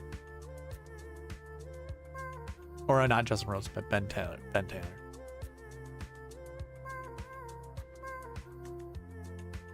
Did not. It did choose Rose. Oh, we made it select Rose. It selected Fitzpatrick, which we thought it would. But it went with Alexander and Pendrith. Okay, let's not do Pendrith. I mean, here's a optional lineup for you, Edward, if you like that. I have no quarrels with it whatsoever. Tyson Alexander is just a good value and keeps popping up in my optimizer and in my lineups. So I'm gonna cross him out, rerun it, and see what it pops out. I imagine Ben Taylor will be selected though, seriously. He's been showing up a lot. Oh, this is so close. So there's Fitzpatrick. He shows up without you know, making the optimizer select Fitzpatrick. The only ones that we locked in, just remember, the only ones we locked in, Justin Rose, Lashley, and Griffin. Those are the only 3 golfers we locked in. And we hit 2 of your other guys in your lineup, Fitzpatrick and Moore. And this is following the strict buckets. This just pulled an MJ Duffy, which, I mean, Byron can probably speak to. It's just another South African that makes Byron's, I don't know, what the hair on the back of his neck raise up. All right, let's not do Pendrith. I don't mind Pendrith, by the way. I don't, and I don't mind that lineup. Okay, how about this? It's going to cross out James Hahn. We can just see what it does. I might force in Ben Taylor. I thought we were going to get there much sooner. Eric Cole and David Lipsky. I'm giving you some, like, optional lineups. Like, if you... So that lineup you did. I don't know, Edward, you said last week you do a lot of cash lineups, if I remember correctly. How many lineups do you create? Because if, like, you create 10 or less, I'm giving you 10 lineups that you can kind of mix and match, and we have the same 4 core.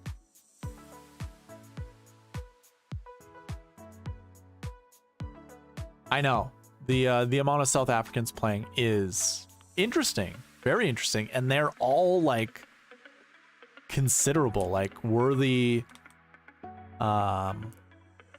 considerations, I should say. Let's keep going. I want to see if it will just select Ben Taylor without me trying. Okay, I gotta cross out Taylor Pendrith. We're gonna do that.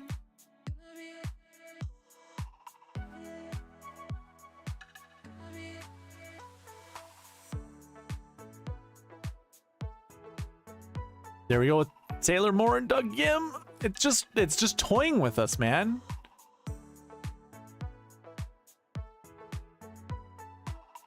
Actually, what that's telling me is since Taylor is one of the better values, it's not liking Taylor combined with these guys. So I'm gonna force in Taylor. We might not see Fitzpatrick show up. We might actually break the optimizer. And we did, yeah. So it doesn't like Ben Taylor with that core of golfers. But I'm assuming if I do this, we remove all the strict conditionals, like the minimums that we asked the optimizer to select. Maybe it gets Ben Taylor.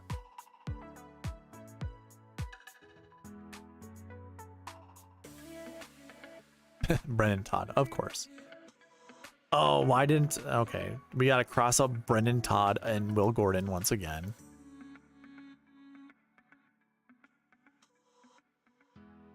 AO22, what's going on, man? First time seeing you in here. Do you like Lanto this week? I don't mind Lanto. I mean, like, knowing that he had back surgery, or he had a back injury that he's recovering from, and posting things on social media about his golf swing, looks good. He had a decent performance at Torrey. I got nothing against Lanto. So if you want to play him up, play him up. There you go, buddy. Edward, we got there. So if I take out the strict conditions, let's see, so this is organic. you know, I locked in Rose, Lashley, and Griffin, and it just naturally selected Taylor Moore, Ben Taylor, and Matt Fitzpatrick. But I had to remove the strict conditions from it. So let's see where it kind of failed. So far the last year and last week buckets, because these are our minimums over here. So we wanted to select 2 and naturally it chose 3. We wanted to select 1 last year 6 and naturally selected 1. Last week 5, we want them to select 1 and it did. Last week 6, we want 2 and it did. Here's where it, oh no. Course history 2, we want 1 and it selected 2. Course history 3, we wanted 2 and it selected 2, which is great. So far these top 3 buckets, they all worked out. We wanted 1 recent form 1 and it selected 1. We want 1 recent form 3 and it selected 3. Interesting. Where are, okay. So we wanted to select 1 strokes gain 3. And it didn't. It just stuck with strokes gain 1 and 3s, or strokes gain 1 and 2s, which are your best strokes gain stats. And I don't have an issue with that at all, Edward. If that's the only bucket that it's failing to select from is the strokes gain 3, that's fine. So we're strokes gain 3 right here. Projecting 1 to 3 to be inside the top 10. 100% frequency rate of being inside the top 10, but a 50% frequency rate of being in the optimal lineup. So hey, you get the sweet spot check of approval there.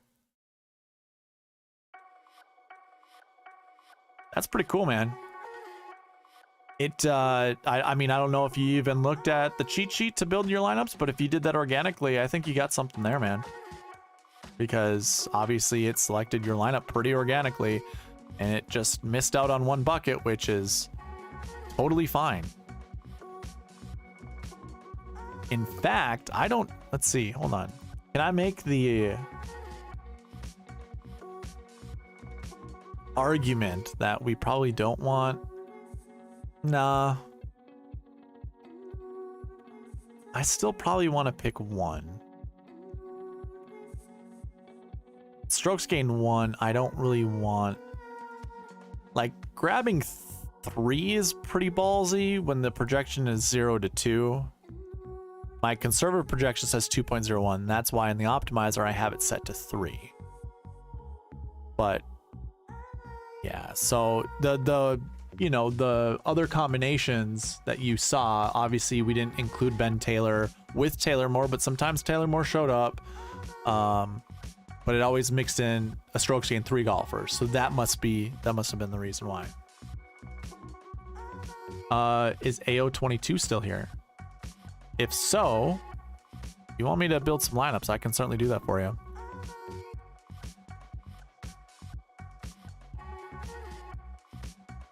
Oh man, so who do we absolutely want to play this week? Like, we went through the anchor buckets, right? Last year one, well, we know we want a 10K golfer that had a top 20 finish last year, and that was Hoagie, Fitzpatrick, and Spieth. So it's like, that's really easy for me to go that route. Now, course history 2s. Who are our guys there? Hovland, McNeely, Justin Rose. So who here do we really want to pick? So it is possible we could go with like a Spieth or a Fitzpatrick and mix them in with one of these 3 guys. McNeely, Rose, or Damon. That seems pretty easy. You guys were asking about Lonto. There's Lonto. Of course, Will Gordon keeps showing up in our damn lineup, so just easy to throw him in there. Lipsky, Mullinax, Nick Taylor, those aren't terrible. I really kind of don't have a lot of confidence with the golfers down here, but I'm fine selecting any of them. You know what? The more I look at it, I think I really like Justin Rose.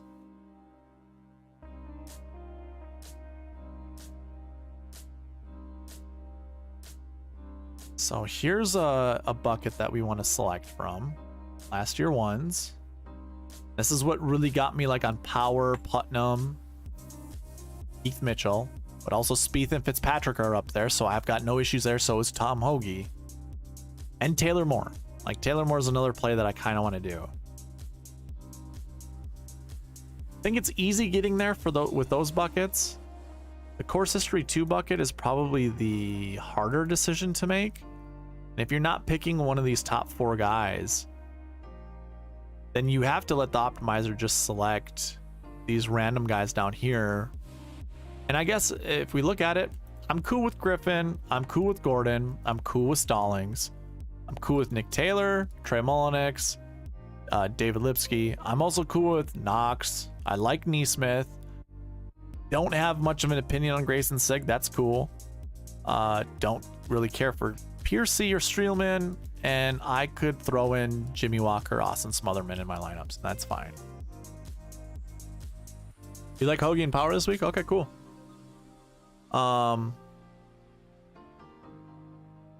Okay. So course history 2. That is an anchor bucket.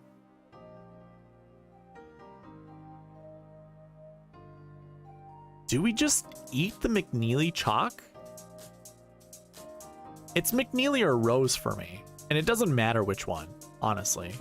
I feel actually much more confident in Rose. What did he do this last week? 0 rounds under 70. Did he even make the cut?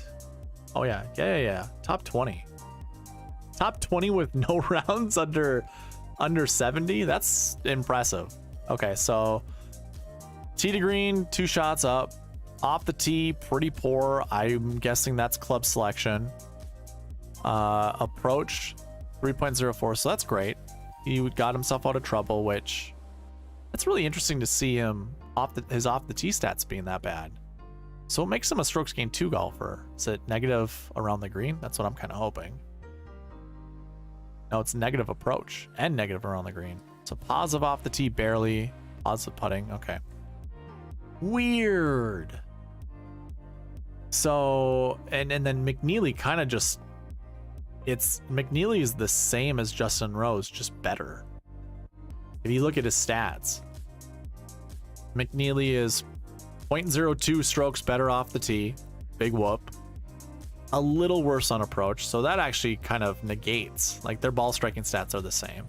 Rose has worse around the green and worse putting stats than McNeely. So McNeely's just better. McNeely grew up on this golf course. Do we just play McNeely and just say screw it? Who cares? Oh my god.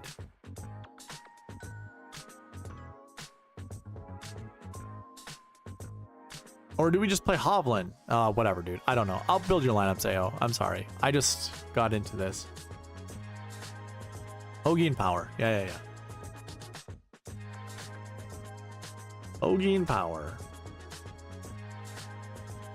Just to forewarn you, we're going to probably see Will Gordon and Brendan Todd in these lineups. If you don't like any of those guys, tell me to cross them out and I'll cross them out. But they're going to show up.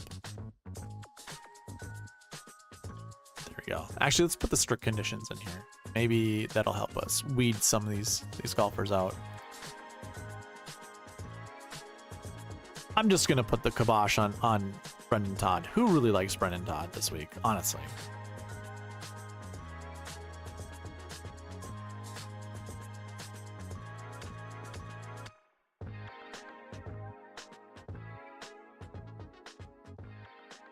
I'm okay with that lineup. I like Van Rooyen. I don't. Jeez, Merritt and Taylor. Oh, that's nice, Byron. Thank you. Ayo, you like Brendan Todd? Because I can keep Brendan Todd in there. Holy stars and scrubs. Power, Hoagie, Kuchar, Taylor, Neesmith, Cone. Man. Okay, cool. I'll lock in Eric Van Rooyen then.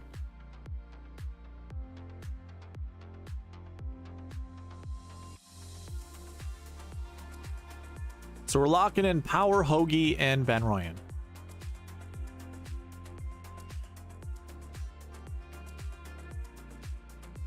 And Will Gordon gets selected. I mean, this is a good lineup. Like Gordon, Taylor, Neesmith. I do like Neesmith this week. I like him a lot. Is he one of those Course History 2 guys? If he's a Course History 2 guy, I might lock in Neesmith. I just might go crazy this week and lock in Neesmith. Holy moly, there he is. Is he a good pole guy? I can't remember. Not really. Scott Stallings not terrible.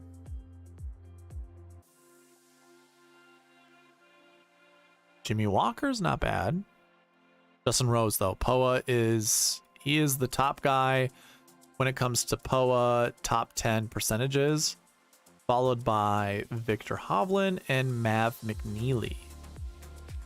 Okay. I mean, it does look like it's Rose just seems like the best value for, I mean, just okay. Sorry, keep going back there. I want to know what I want to do with that bucket.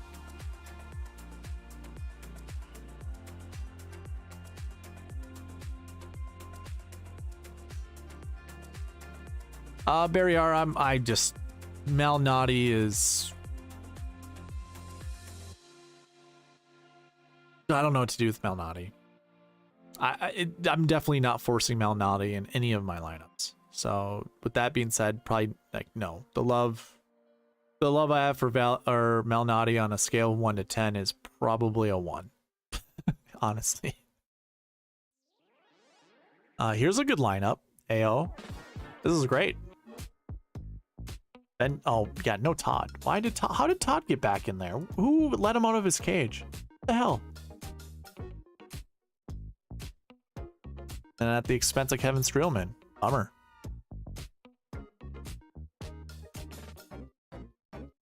Yeah, I don't mind that one for like a GPP play. Tyson Alexander, he seems like he has a lot of potential, but I don't know, man. See, I'd rather do something like this. This is a good lineup. I like this one.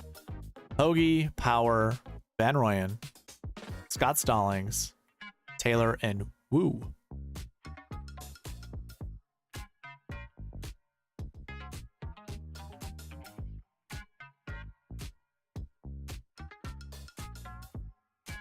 Yeah, I'll do a couple more and see if we can change. Oh, this is a good lineup. We're gonna skip this song.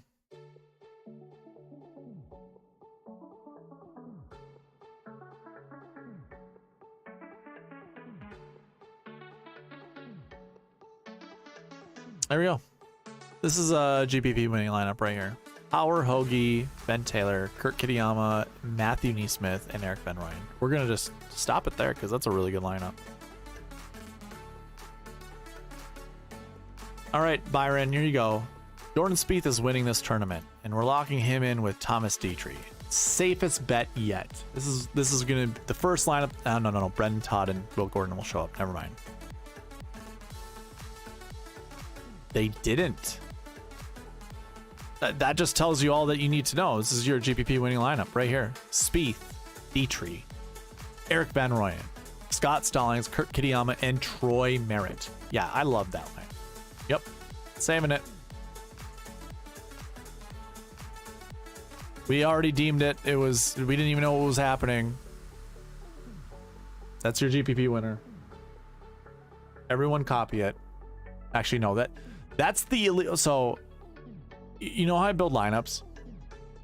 I had noticed somebody in a different podcast was like, yeah, we can't create lineups because it goes against the terms of conditions on DraftKings. So I read the community guideline, and it says the don'ts of playing DraftKings is do not share lineups like what we're kind of doing here, building lineups. But then the second piece of that is tell the people where to put those lineups. So I can build these lineups for you, but I can't tell you where to put them. And I can't suggest for all of us to go and put these lineups in like the $5 drive the green. That would be against the terms and conditions on DraftKings. So something I learned. I didn't know that. And then that's kind of why building lineups is kind of frowned upon, but we're just theory crafting. We're, you know, I don't know how many lineups you're taking of this. I'm certainly not saving any of these. So, I mean, I'm saving some, but I thought it was interesting.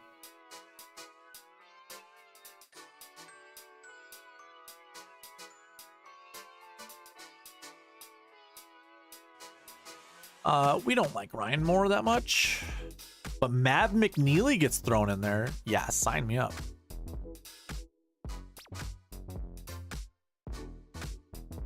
We building one? What's happening? Oh, Alexander gets thrown in. Yeah, whatever. All right. We're over 3 hours.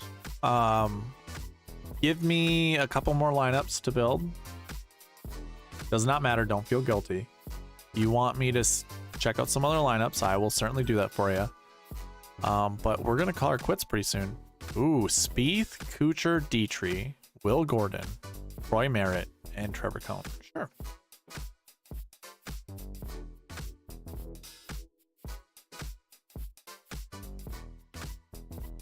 There is a 10-second delay between you and I, so I'll give another 30 seconds from my time, so it'll be 20 seconds for you guys.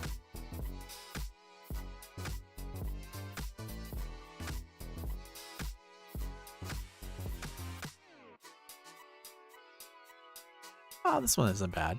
Like I said, I like McGirt. No issues there.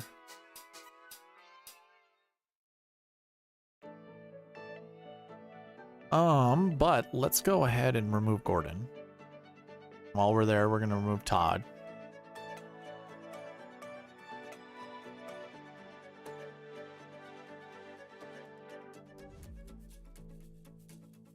And that's time. Okay.